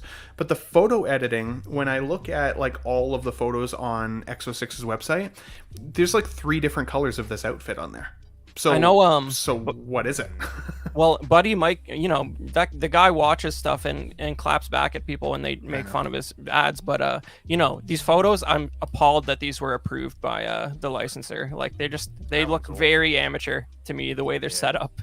And well, in 3 different colors, as Yeah. I said, you don't even know necessarily what you're buying. The photos don't show the additional head sculpt that's solicited with the standard version. Like there's a few misses there. The spot, while I'm happy to get a spot because I think Data needs spot as an accessory, I agree with you, Pete. Yeah, he's a little soft. It doesn't even really totally look like the cat, unfortunately. Probably not as bad as Einstein though for Marty McFly and the Hot Toys. So. The one on the left looks better than the one on Agreed. on the right, to be honest. In the arm. Agreed. Yeah. But I am excited to get this guy in my collection, like either way. I've got my first contact Data behind me. I still absolutely love that figure. And the next gen bridge crew are going to be likely the figures that I collect most from Exo 6. So, this is a good start, at least in terms of what I think we're going to get from the figure, and go from there. Thomas, you can still hear us okay, buddy? I see that there's 2 of your screens in our StreamYard right now. So, you're muted right now, though. I can't hear you, but I only see one for him. yeah, there's 2 of them for me here. So all good as long as you can still hear us, Thomas. You can hear us, buddy. Okay, you're muted still, so we can't hear you. But okay, guys, let's move on to the next figure news here, and this is, of course, the Frank Gorshin Riddler from the '60s Batman series, and this has been teased a couple times now by Mars Toys, in terms of like what their order might look like. I think this is pretty cool. I like this, but I haven't collected any of the 60s Batman figures yet. So I know for the folks that are collecting that line, they're really, really excited to see this. And not only do we get the 1, but we actually get 2, with up to what looks like 5 different head sculpts from this release for Frank Gorshin. I think that is insane. Chris, are you a 66 Batman fan? I can't remember if you've told us in the past. Yeah, no, this is beautiful, but I run into the same problem I do with the Exo 6 Star Trek, which is that, like, let's say you really limit yourself and you say, I'm only going to have 3. This guy doesn't make the cut. It's Batman, Robin, Joker. And then I already have a full shelf dedicated to it. But, I mean, this is simply extravagant. The fact that you get both costumes and all these heads for Frank Gorshin. Love to see it. It's weird, but not for me. Absolutely. Maxim M says you need the line for this one to make sense. I would agree with that up to a certain extent. I'm excited for the Mars Toys Jim Carrey Riddler release, because I'm going to put him with my Batman and Robin, and that'll kind of be my trifecta of the Batman Forever film. For this guy, as much as I think this actually does a really good justice of Frank Gorshin, I'm like, I like the colors, I like the figure. Objectively, I think it's cool. I don't think I would actually purchase this one. Eddie, I know you're a big Riddler fan from the Batman Forever films. What are your thoughts on the '66 Batman universe? Would you consider this line? No, I never seen the '60s Batman stuff, so like, I know everybody's excited for it, and I'm in a lot of chats where they post this like the second that we get new news from it. And I think it's cool that everybody's excited for something, but yeah, it does nothing for me. I never seen any of that stuff growing up. So Eddie, if you would do a live commentary of the Batman '66 movie, I would pay to listen to that. I'm just saying. That would be fun. You should do it. Made Media. We'll join you there. Yeah, it's cool though. It looks. I feel like the Jim Carrey one got a lot of their inspiration for some of his costume choices from this. It's like it looks 100%. very similar to some of these looks, so that's cool. Absolutely. Travis here says in the chat, I have the Jazz Inc. '66 Batmobile. Badass. I've got the Hot Toys Batman and Robin, the Mars Joker, So 100% in on this, and I pre-ordered the 66 Bat Cycle from Jaznik as well. And Travis actually got a chance to go and meet Yost in person recently and take a tour of his little facility. So that was really cool. I've been trying to get Travis to join me on the stream one of these days so he can share some of his photos and his experience. So I'll keep poking him on that because he's a good guy and a really good collection. But I can see that for the folks who have, kind of like Travis here, the setup of 66, I'm so stoked for those people that they're getting like this full of a line, including vehicles and everything. Like that is badass and high quality stuff too. Like, as much as I never like was a Romero Joker fan necessarily, it was really hard for me to not pull the trigger on buying that Mars Toys figure because it was just gorgeous. Like, well done. This figure is insane. I love it. Insane. Ben, I am in one. I mean, I don't profess to know. 100%. Yeah. I don't profess to know what all of the items and stuff, but you can't knock that. And presumably it's all you got to do is buy another body, and you've got 2 whole figures pretty much because you've got all those head sculpts and everything. I absolutely love it, and I've been quite. I've had both the Mars Toys Joker, 66 Joker, and the recent Saturn Batman and Robin in my hands, but I have moved them on because I just don't have the room to dedicate to 66 display. But it was very difficult to let them go, and they all look, it's a fantastic time to be a 66 Batman fan. Yeah. Brilliant. And Pete, one of the things that I like about the Romero Joker is that you get the 3 heads, but also they came up with a second outfit kit. So it's kind of like you don't get a second body, but if you have a spare body around, you've automatically got someplace to put it. This is really cool if it actually comes with 2 bodies in this kit, because this right here is amazing. Now all they got to do is give me a Catwoman. Yeah, but even if it doesn't come with a body, $20 and you exactly. get a decent body. So it's That's still true. Fantastic. But looking at this, they're gonna make all 3 Catwomen, right? Hard to say. Hard to say. I don't know, because there's another. I bet they do Eartha Kitt for sure. And I think they've teased the Julia Newmar? Julie Newmar. Newmar, Well, actually, they would have to do Newmar first. She was the original. Yeah. But there was the Eartha Kitt third. I amazing. can't remember what her name was. Meredith. Wait a minute. What was her name? She was in the movie. You got Meredith. It's just the movie one, right? Yeah. Yeah. She was only in that. But I could see them definitely pulling out the Julie since they've already shown the render for her. And I would be surprised to not see an Eartha Kitt to get some Penguin is representation the in one there as I'm well. looking forward to. Oh, yeah, Can't wait to Penguin see would be what great they do. also, Burgess yeah. Burgess Meredith. Awesome. That's awesome. And one of the who was it here in the chat? Oh, Equan here says, "Ooh, gun accessory, something licenses can't do." There's some cool guns in here for sure. I like that. Dyson How got many the hands it comes with, dude. Yeah. Oh wow! I almost amazing. I didn't even realize Yeah, those were I was gonna hands. That's say, for insane, each actually. one. That's crazy. They're just jamming these filled with accessories. It's like it's really starting to kind of show Hot Toys up in a sense. The most recent Hot Toys that I got had 3 hands. That was it. Yeah. 3. Plus the 2 that were on, so 5 I guess total. But it's so limited. Cut back on those hands again. Yeah, absolutely. 'em up. What did Dyson say here? What are we looking at? Vintage Rebellion. 60s actor names that this panel doesn't know. Yes. Yeah. Hey, you know what? Oh, there you go. Lee That's a long time Merriweather. ago. Lee Merriweather.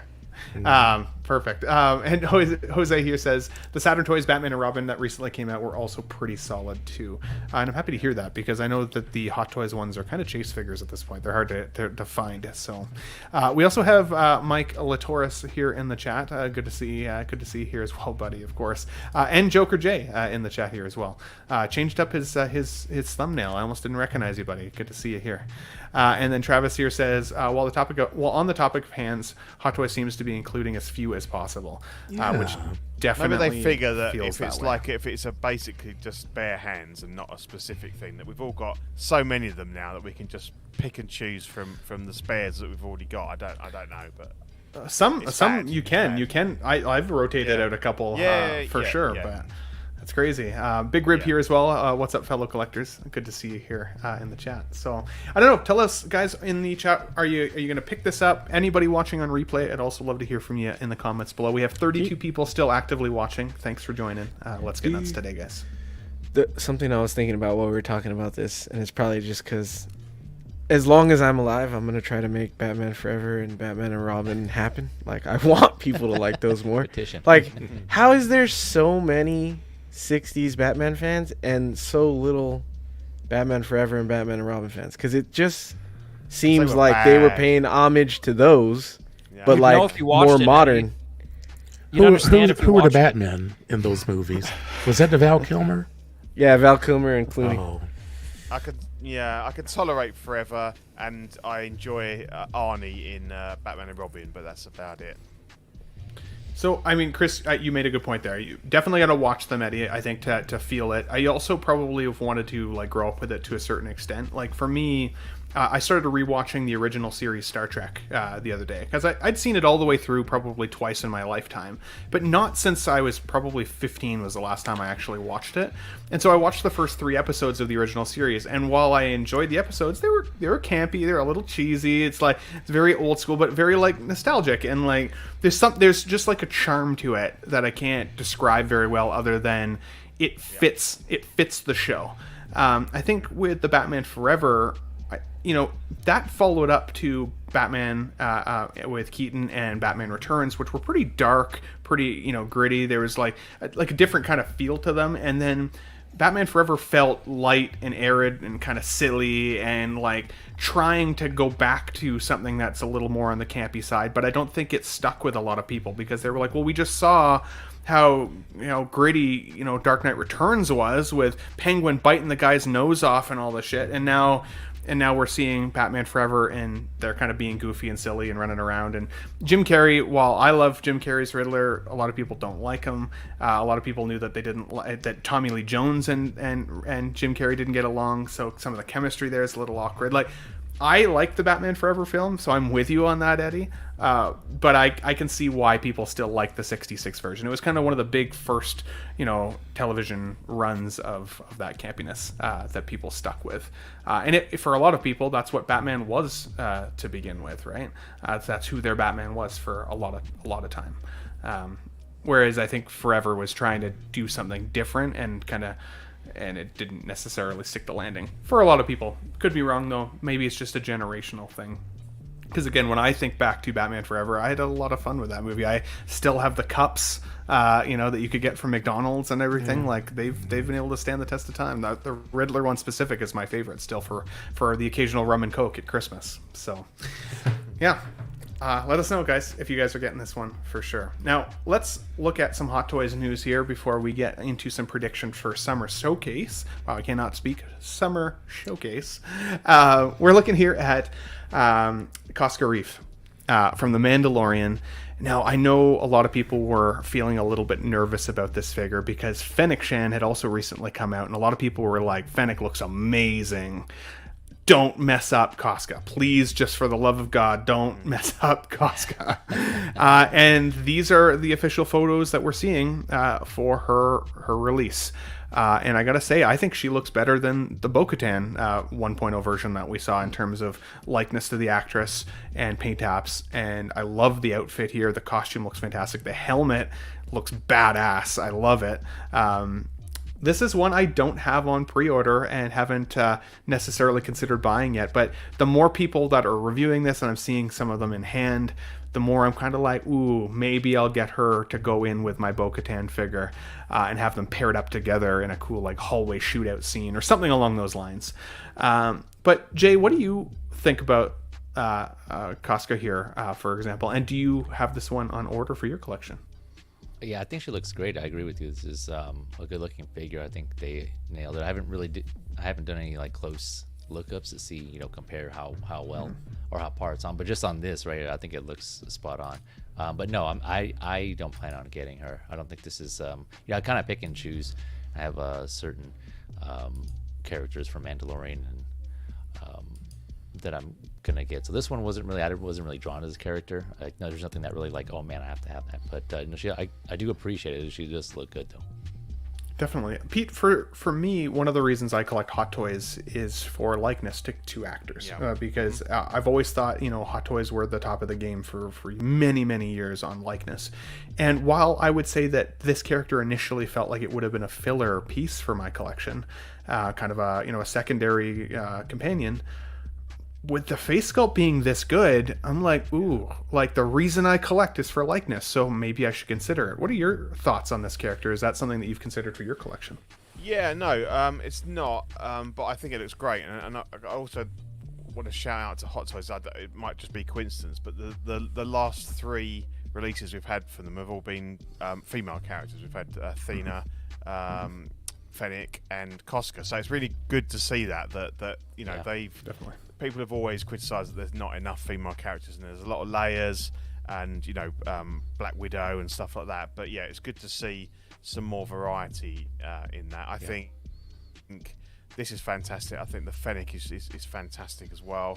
Yeah, and I think you'd be really taught. I mean, Mandalorian, I've only got the original Durasteel Mando, and I've stuck to that because as much as I love these armor, the Bo-Katan and this, and obviously the question whether or not it's weird that the Axe Woves doesn't come with a head sculpt, because obviously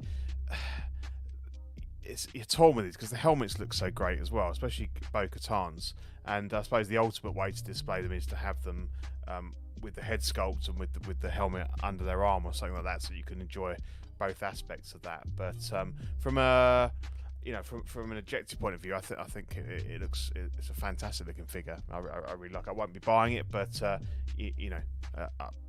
definitely think it looks great. Absolutely. I was just trying to pull up a photo here of the 3 of them because I thought I had it, but let's just see here. Eddie, what are your thoughts on the Mando line? I know you had said that you weren't a huge Mando season 3 fan, from my recollection, but were you considering getting any of the either the Bo-Katan or Koska here, or even Axe Woves? Is that something that would come to your collection at some point?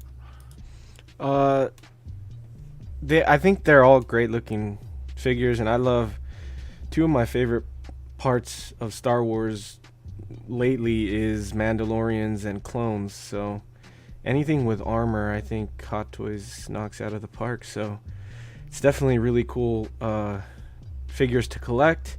And if I was collecting them, I'd get them. But for me, Hot Toys in the future is going to be more solo stuff, just because there's so much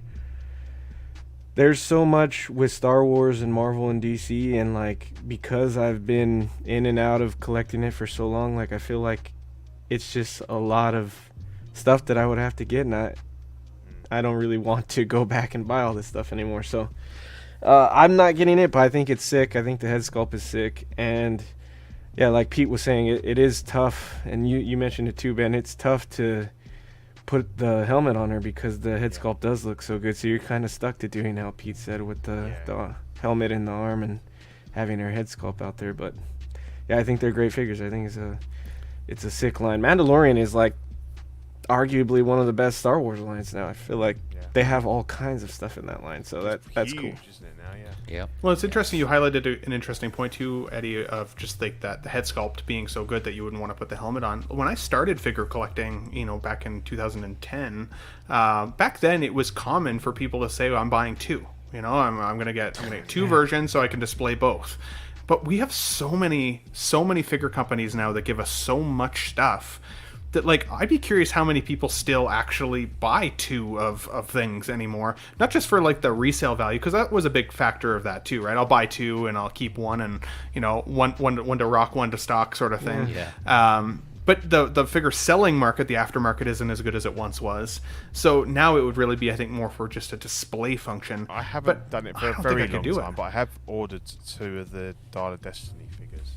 You did, eh? Okay. did. What was Wow. your thinking for that, Pete? What was your reasoning? I want the second head sculpt to go on my Crystal Skull India. I know he's a little bit younger in that, but at the moment I'm using the Deckard one that was the third-party one, which isn't bad, but I do really like the new sculpt. So I do that, and then I'll kind of just use some of the bits and pieces. I might sell on some of the bits and everything, but I think it looks really good. And I've got a huge indie collection, and I can always use extra bits and pieces. So I thought I'll get a standard and a deluxe, and Cool. Well, I that's haven't cool. done that for a very long time. You're also a big indie guy, so that also makes sense to huge, me, right? Like huge. just in Yeah. general. So, Yeah, Chris, yeah. now I know you're a huge Star Wars fan, just in general. I mean, even your logo for Vintage Rebellion has a very Star Wars-esque theme, I would say, to it. What are your thoughts on Mando Season 3, as well as this particular Hot Toys release? I find Mando Season 3, much like Kenobi, offensive to my existence. Casca Reeves is not a character. She has literally no character traits of any kind. Axe Wove sort of has a character arc in Season 3, I'll give him that. Casca Reeves stands there and is a famous wrestler. That's her character.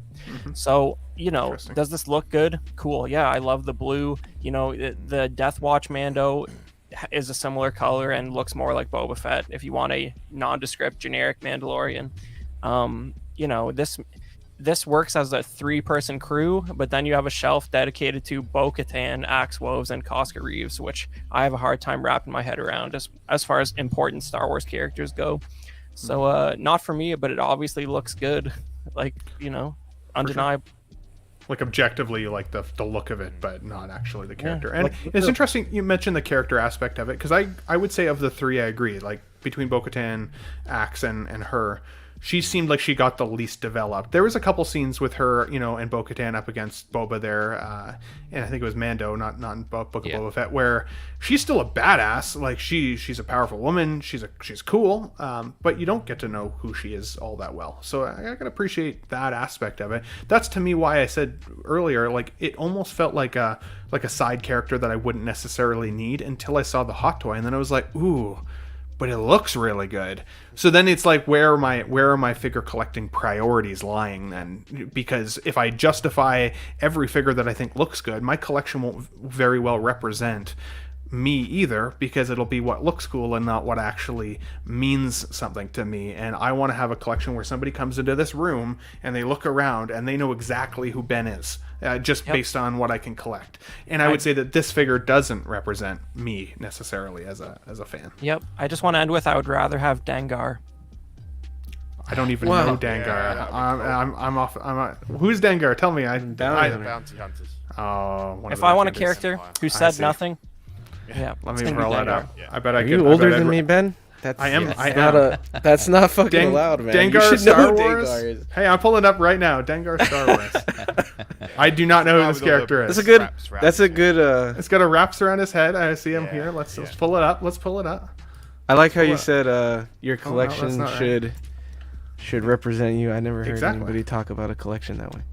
Like, I'm just used to people collecting cool shit. I never would think like someone comes in and they could tell about you just by your collection. Like, Oh yeah, Good- I mean, good point. you'd be able to know for sure that Batman is definitely my favorite character. I need more Batman Forever stuff then, because people are gonna know. This is Dengar. Yeah. Yeah, that's a man's man right there. Look at that. Wow. I don't. Yes, I don't know this character. I'm not Makes his own familiar jerky with and it. everything. Yeah. He makes his own jerky and Cologne, everything. yeah. They show him for like 10 seconds in the movie. Ben. Okay. Well, I don't feel as bad Well, then. he's a character. He's in Clone Wars too and has lines and is voiced by Simon Pegg. I'm still trying to get through Clone remember Wars. that. I will Can you say. highlight MB Dyson's comment there, Fred, about the So MB Dyson 829 says here, dating back to the OG Kenner figures, Star Wars collecting is about buying less and less important characters as your collection grows. and I find that with my collection that you get that latest Grail, and then all of a sudden, like the next minor character becomes like the most important one that you're looking for. And I've definitely found that with my, once you've got all the core characters, like okay, right, I want some of the Cantina ones, and obviously then you start looking at the old sideshow stuff, which gets goes for silly money and things like that. But yeah, I can definitely relate to that. Yeah. And Dyson also says, would anybody seriously buy a Dengar? He's an extra with Absolutely. makeup. Clearly Chris would. Yeah, definitely. Me too. Hot Toys brought out all the bounty hunters. There you go. have them, definitely. Can you imagine a Bosk? Oh my god. I know. That'd be amazing. Yeah, yeah. You ask me some random Star Trek character, I'll probably know. Star Wars, I feel like I'm still more surface level, I would say, for sure. So, but either way, I still think this is cool. I am stoked for the folks that are getting it, and it has created some FOMO for me as a collector, just because, as I said, I do think it's cool. I kind of want to buy it. I just don't think it necessarily would represent the collection that I'm trying to go for here for my own self. But let me know what you guys think down below, of course. Now, of course, we also have Fennec Shan from Boba Fett Season 1. And this was one I was like, ooh, okay. So I love the actress Ming-Na Wen. I think she's fantastic. Let's just put it out there. She's an absolute badass. And I liked her more in Boba Fett Season 1 than Boba Fett in Season 1. Yeah. She was the most badass character in that show. Right up to I think it was like the very last scene of the show where she like all these guys start, they're in this like little hut house, and they're all the guys that have been kind of fucking with everybody for a while, and you think it's Boba Fett going back to take some revenge on these people, and all of a sudden, no, Fennec drops down from the roof, and it's her messing these guys up. And I'm like, there it goes. Solidifies it for me. She is the best part of Boba Season 1. If I was going to buy anything from that show, it would be her. And because she's such an iconic actress and she's so cool, I'm like, yeah, this would be one that I think I could pick up, because she does represent my affection for more recent Star Wars shows anyways. What do you think, Pete, on Fennec here, in terms of your collection? Looks amazing. I completely agree with you. I found that the Boba Fett character was just he became a politician, didn't he? And she did all the dirty work for him, and she was cool. And I think she's great as an actress. I really enjoyed like her when she hosted the panel at the Star Wars celebration and things like that. She's just a lot of fun, and she clearly enjoys playing this character. And I mean, I wouldn't display this with the helmet. I don't think the helmet looks particularly good on this one. But yeah, the head sculpt is fantastic. Yeah. And you could probably get her in with some other characters, even if you didn't want to have the Boba Fett. But this was an absolute home run from Hot Toys, this one. 100%. And also, just so you're aware, Chris, here, Travis says Sideshow made Dengar and all of the Empire movie bounty hunters back in the day. And the price of them is ridiculous now. Yeah. Are they? Yeah, they're pretty crazy. Yeah. Oh yeah. Frogman in the chat, which I don't think I've said hello to yet. Good to see you here, buddy. Thanks for joining. He says, I own the Sideshow Dengar. So there you go. We need some pictures. Send it to the Let's Get Nuts stream here, and we'll pull it up for you for next round. I'd be curious to see what it looks like. So, but I don't, like you said, they're just crazy expensive now, Pete, like in the aftermarket. They're more recent Sideshow ones. They're not the ones from like 2008. They're more recent. But yeah, I've looked into them. Yeah, at least £300. So I suppose $400. Even more in Canadian dollars. So yeah. Oh, I'm sure. Yeah, no, that's fair. It's priced me out immediately. I just paid off my jokers. I gotta cool it for a little while here. So, Jay, what do you think about Fennec Shan here? Either her appearance in the show Boba Fett or the figure Hot Toys has created here itself. Yeah, I'm gonna go with answer E, all of the above reasons. She's everything that you said. This character I was drawn to. She was badass. Just the whole assassin style, and just her approach, and just how she how they portrayed her in the show was just awesome. The figure looks great, spot on. The couple of minor things I don't like is just the end of the ponytail. The variant, the hairs don't really look as good. It kind of looks like a clump of plastic. I was kind of watching some videos on those, and then also the torso bits, the machinery in there, don't look too great. But I mean, it's cool they offered that as an option. They added that in there. I personally won't be displaying that. I did pre-order her, but yeah, I didn't really think it looked the best. It didn't really have any depth, right? It was just kind of all black plastic, and it looked like they just. Are you put this talking about piece like of- her wires? So like Right, where they've yeah, repaired yeah, her. yeah. I agree Yeah. with that. It kind of looks like it's sitting on the surface of the body as Exactly. opposed to actually looking internally Like there's at depth. Yeah, there's no. mechanisms or anything. Right. Which, you know, I agree with you. It's nice that they gave it to us, but I almost would have rather them just not. If it wasn't going to be like a look inside the figure body. That's a good call out. Yeah, there was, but no, this is something. This is what I'm looking forward to. I did have this coming in on the way. One thing I was gonna go back and also touch on, maybe not so much for this figure, but the Casca. You guys were talking about, you know, buying two and having, you know, just to display one without the head sculpt and one with the helmet.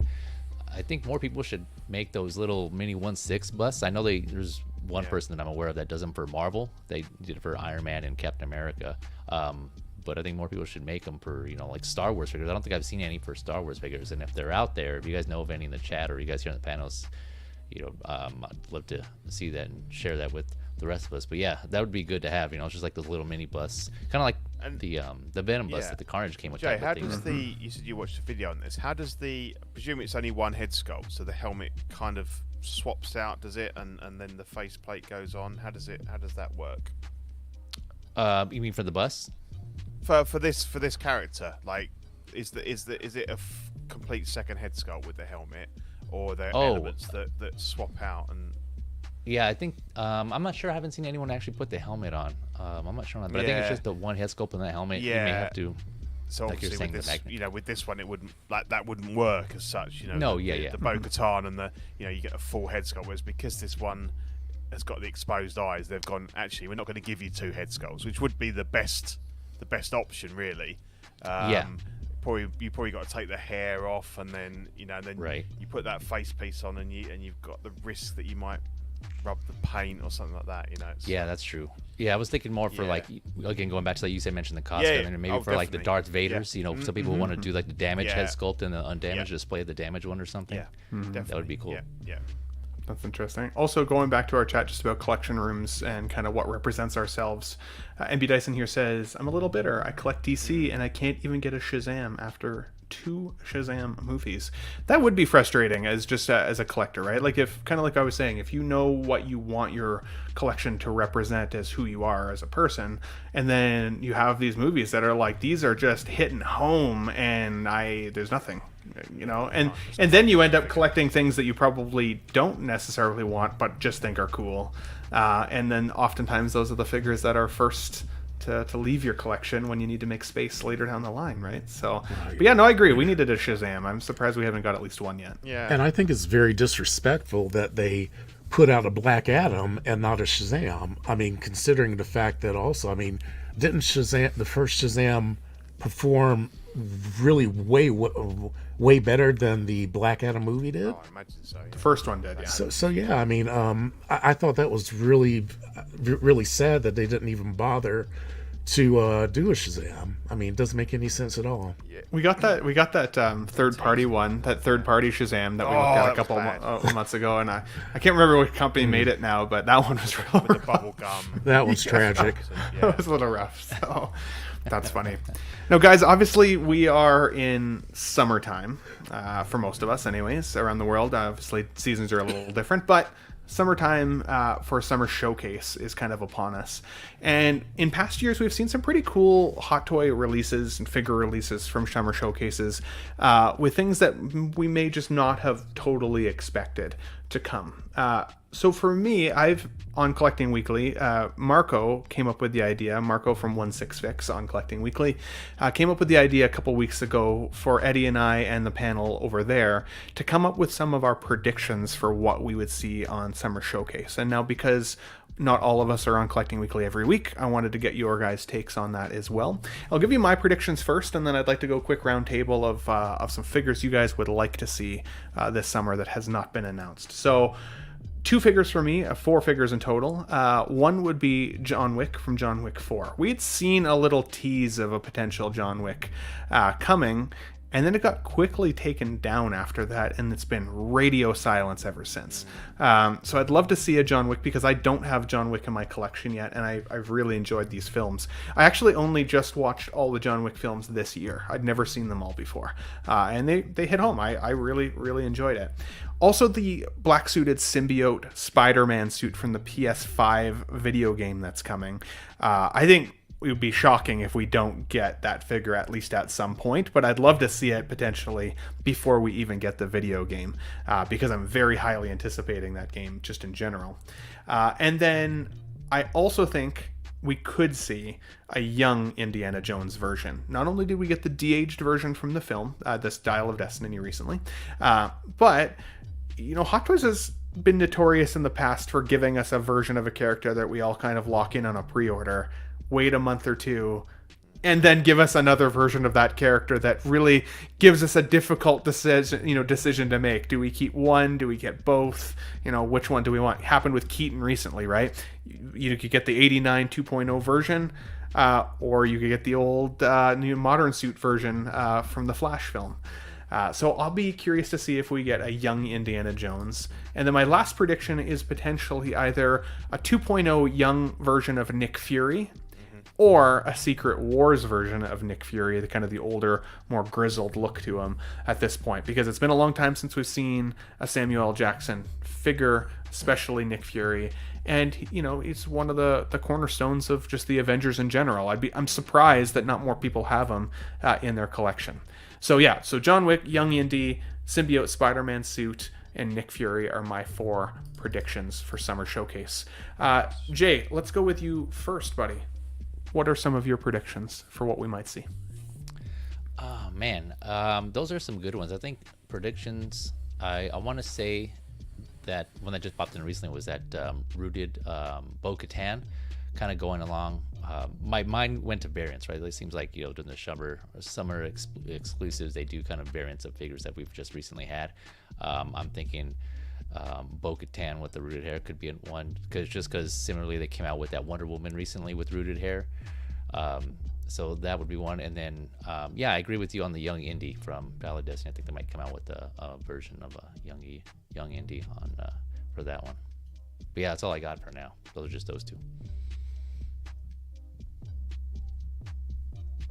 Those are really good ones. F. Wellington in the chat here says Hot Toys Cal Kestis. Oh yeah, that could that's be a good one one too. Yeah. For everybody watching, we got 28 people here. Let us know who you guys are thinking in terms of predictions. Classy Thomas, what do you think, buddy? What are you hoping we might see from Hot Toys? I'd like to see Miss Marvel. Oh, that's a good one. Yeah, a lot of people really enjoyed the show, right? Yeah, it was a really good show. I'd love to see her. I think I would also like to see, what is that one I was thinking about? Oh, to go back to the chat, I would love to see Shazam. Okay, come on, Hot Toys. From film 1 or film 2? Because they're pretty different outfits. I probably would go more with film 1. I haven't seen film 2, so I really don't have anything to compare to. But I kind of felt okay with film 1. But the film 2 has this logo, so the lightning bolt isn't lit up in the same way. Yeah, okay, that's actually pretty cool. Versus this, which was more of the film 1 version. So. Yeah, unless they added a light up feature, it probably would make more sense to go more like the film 2 version. However, the haircut on them in film 2 looks kind of goofy from that picture. I think I'd probably go more film 1, but no bubblegum. And I think my third choice would be I'm not sure what they're calling her, but Monica Rambeau. I'm not sure what character name she's going by, Photon or Spectrum. But I'd love to see her. Photon, I think is kind of what they're. Yeah, I would love to see Monica Rambeau, even though I know the movie is not released yet. But that's who I want. Well, she was awesome in WandaVision too. I really liked her character and the actress that played her. I thought she was awesome. All great picks, buddy. All great picks. Pete, what are your predictions for some summer showcase stuff you might hope for? Well, as much as I'd like to see a young Indy, I don't think we will, but it wouldn't surprise me if it did pop up.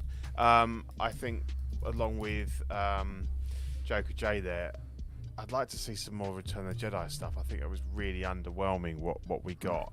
I can't, I haven't got a specific. I mean, possibly a Bausch I would have been interested in because I collect all the Leia figures, and so yeah, not specific from Return of the Jedi, but anything else would be good. I think we will possibly see the battle damaged Bespin Luke, which everybody's predicting, possibly with some sort of Dagobah training gear would be good. And also I think we'll start seeing some Ahsoka stuff because that drops in August, doesn't it? So I think we'll start seeing, we'll probably have a tease of her from her look from the TV show, and possibly it'd be nice to I forget the guy's name, but it'd be nice to get a figure of the guy that recently passed away, as like a little tribute to him. Oh, he was also in the Thor movie. Correct. Yeah. Yeah. Oh my gosh. Yeah. It's on the tip of my tongue. I'm terrible with names today. I hate to see it, but I Yeah, know that exactly would what be you're that talking would be a about. nice one to see, I think. A little tribute to him. So. Absolutely. All good picks, dude. And Return of the Jedi, I agree with you. Honestly, it was a little bit underwhelming this year, with especially considering it was an anniversary year. Yeah, exactly. So seemed like a bit of a missed opportunity.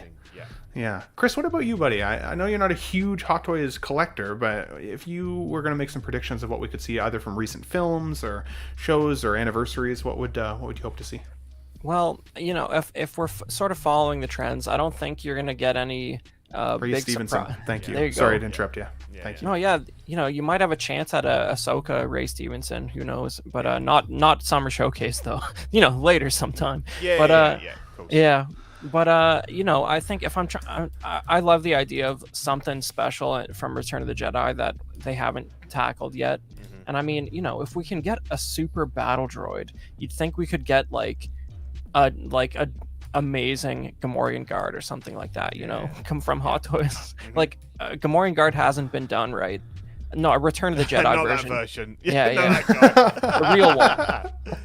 Yeah. Sorry. Definitely. Yeah. Sorry. Of the Jedi version. It's a red. I'd love a TIE that fighter him? pilot, which they could have from Mando. That'd be There you go. a good one. Yeah, that handsome fellow right Look there. at this guy. Yeah. That's the Kenner one. Yeah.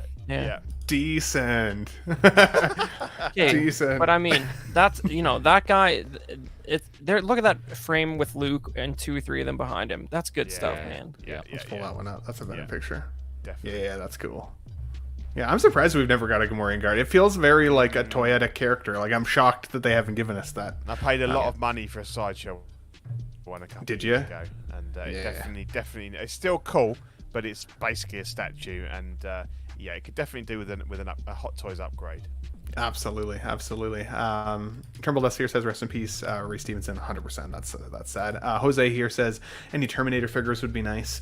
I agree. I mean, after getting the RoboCop 3 figure pre-order last year, I was like, okay, Terminator's got to be like around the corner, right? And still pretty much radio silence. In fact, I got recently on order the Present Toys Battle Damaged Arnie on the way, which I'm still really excited about, but I would like to stick to Hot Toys if and when at least possible, for sure.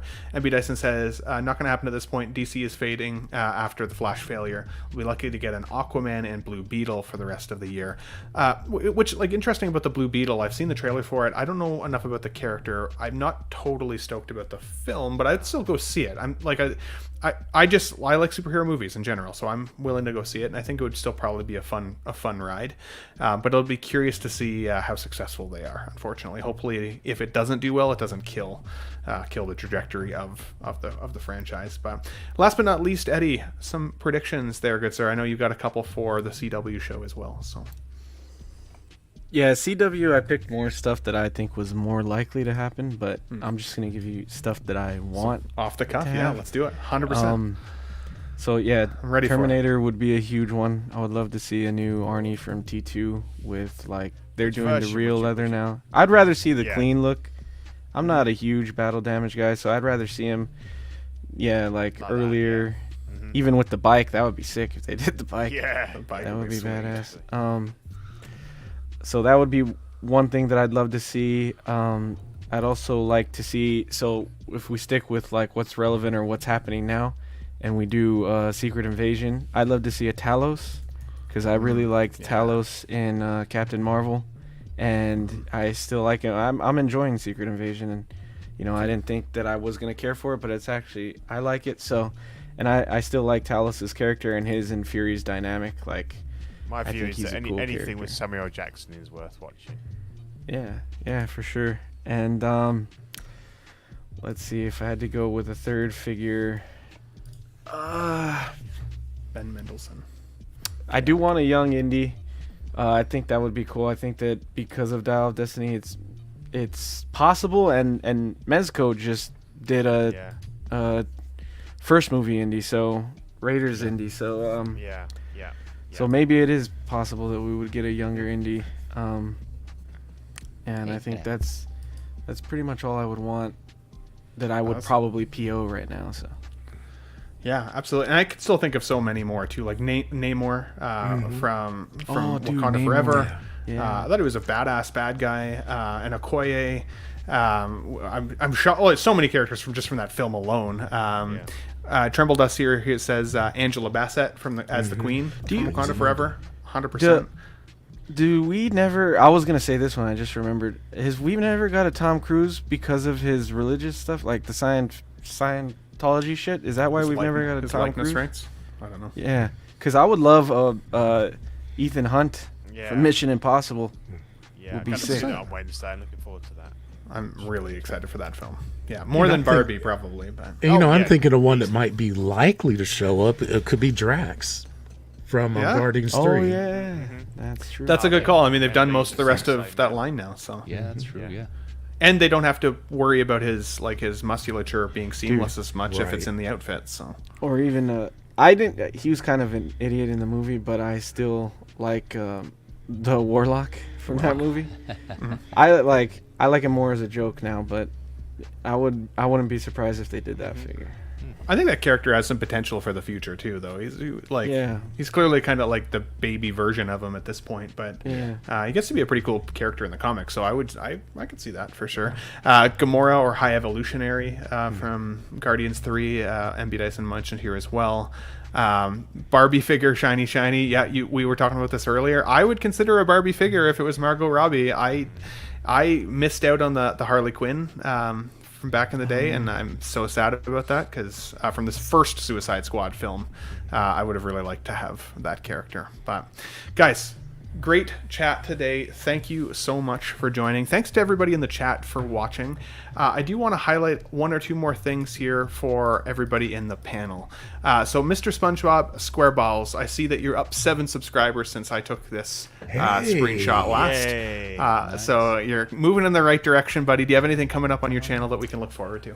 Yeah, I'm in the process. I've done the filming. I'm in the process of editing a little bit my first part 1 of my collection tour.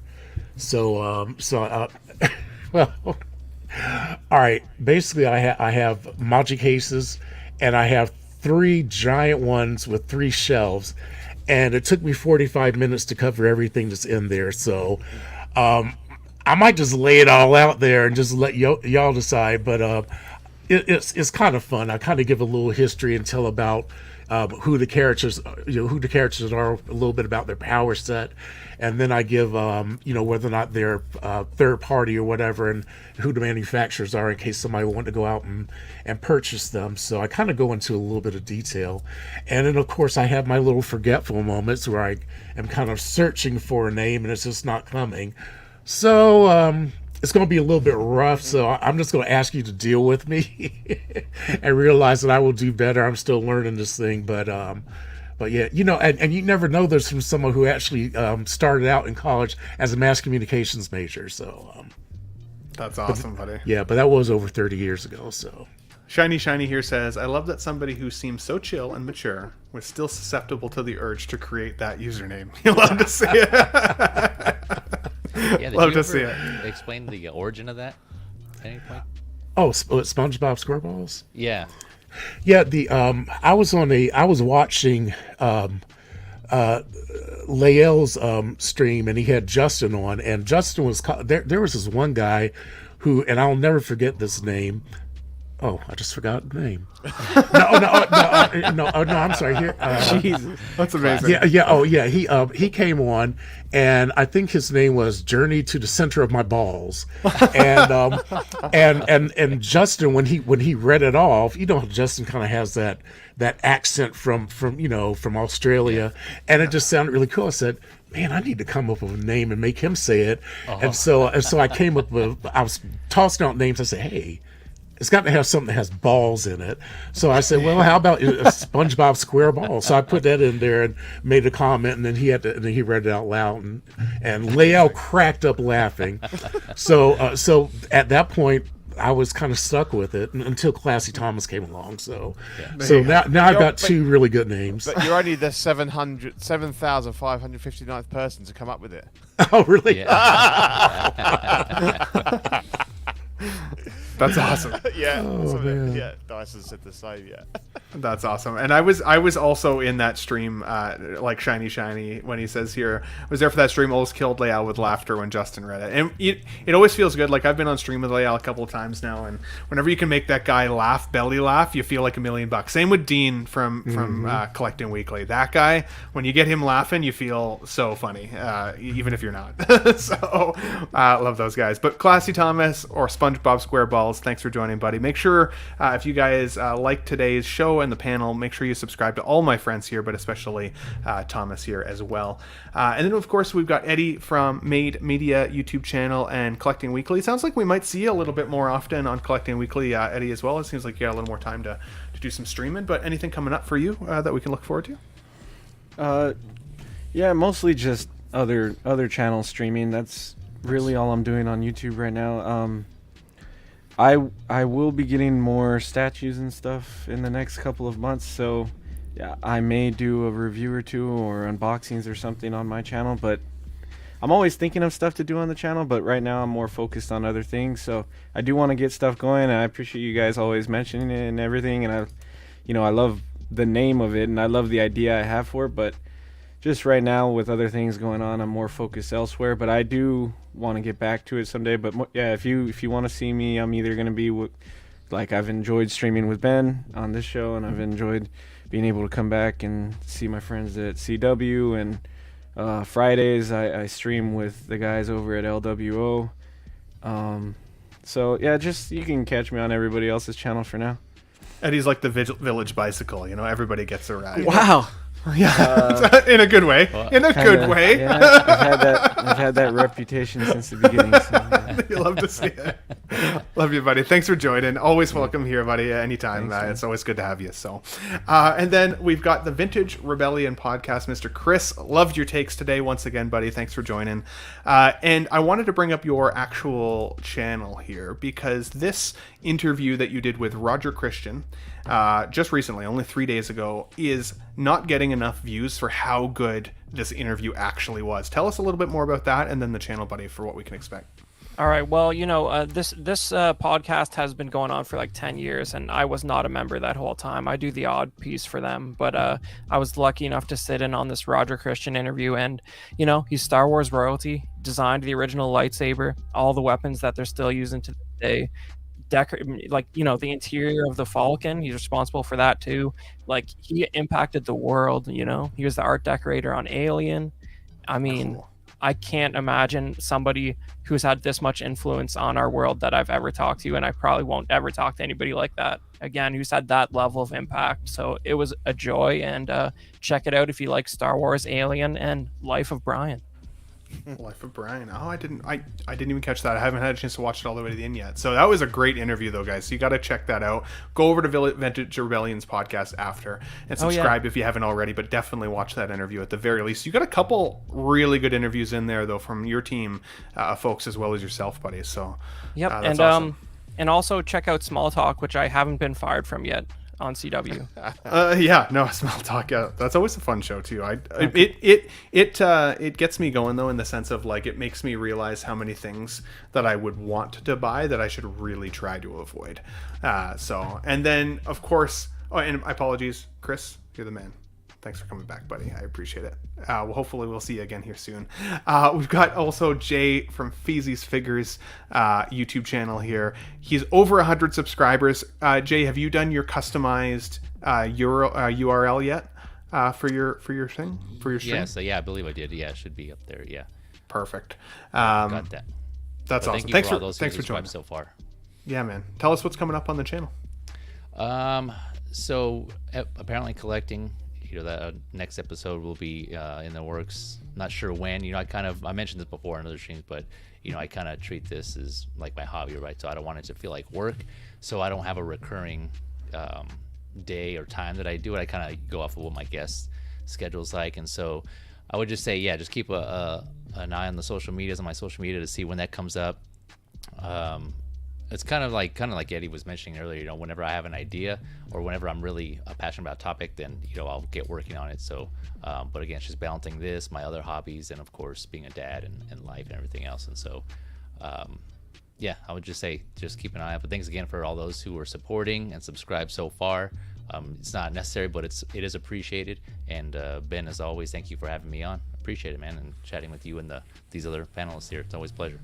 It is easy to support good people who just care about the hobby and are, respectful to the rest of us. It's amazing how toxic a community can be, and it's amazing how fulfilling this community can be when you surround yourself with people like you guys in the panel and like you guys in the chat who are listening.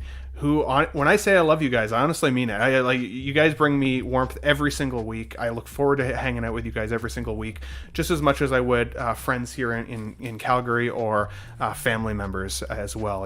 Especially the guys at Collecting Weekly. I mean, I talk to those guys more than I talk to my family. It yeah. blows me away, and so it makes a huge difference having good people. And when you guys have your own channels like this, it's worthy of going over to check that stuff out. I mean, if people hadn't given me a chance on the Ben Thomas Show, I wouldn't be sitting here having a fun live stream with you guys as well. So give these guys a chance, lock on and subscribe to their channels if you get the opportunity.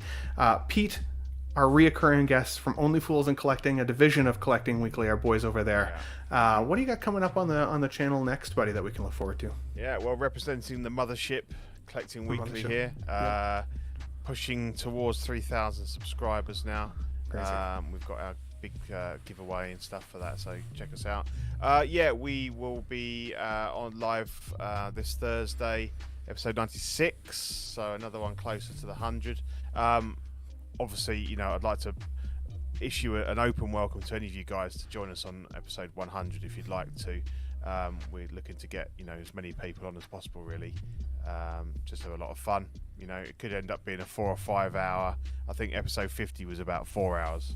I'm gonna need my coffee for that one. Yeah, definitely. But and I know it might not be the best sort of time of day for you guys in the States or Canada, but if you can join us, that'd be great. I know Thomas is a man of leisure these days, so he's definitely up for coming on. I know Eddie, you fancied it as well. So yes, yeah, exciting times. So we'll be back with our normal sort of 1/6 scale news and stuff on Thursday. Yeah, so check us out. Heck yeah. Thanks for coming back, buddy. I always appreciate you here. It's always a good pleasure, time mate. having, And again, having the chat I'll with you. only echo what you say, that there's some fantastic people in this community, and it's always a pleasure to stream with you guys. I'm always looking forward to Sundays. Always. Yeah. It's awesome. Shiny in the chat here says, the Village Bicycle in 2023 gets stolen and put on Facebook Marketplace in 5 seconds. Hate to see it. That's awesome. Guys, last, I guess, but not least here is the Ben Thomas Show, which is the channel you are on right now watching Let's Get Nuts. We are getting really close to 1.8k subscribers, nearly at the 2k mark here, not too long. I'm hoping a couple months and we'll get there. My recent content on the show was the Exo-6 Data Star Trek Deep Dive, so if you missed that, go check it out, as well as my thoughts on the Moon Knight figure. I gave that kind of in between Let's Get Nuts shows. We didn't get a lot of chance to cover some of that stuff there. So Always keep an eye on the channel. Every Sunday, you'll see the Let's Get Nuts show going forward. I don't have any other breaks planned for now. So if you guys like this live stream, if you're watching it on replay, make sure you hit the bell notification and subscribe so that you don't miss these shows, because it's always something to look forward to. And every single week, it's always a bit of a wild card for what we might talk about. And then, of course, if you like me, just as a personality on YouTube, you can also find me over on Collecting Weekly every Tuesday on the main show with the boys. It's always a good time there as well. So make sure you subscribe to Collecting Weekly. Let's get them to 3,000. If we get 700 views on this video in the next week, hopefully we can get them a little closer to that target. So, but guys, with that said, I love your faces. Thank you for joining me for another Let's Get Nuts live stream here on the Ben Thomas Show. Make sure you subscribe to everybody down below. Everybody in the chat, thank you for sticking around for the whole show, and thanks for watching on replay to everybody watching there. I would say, Pete, would you say it's safe to say today, Sunday in July, we got nuts? Thanks for watching, everybody. Bye-bye. See you. I'll be back.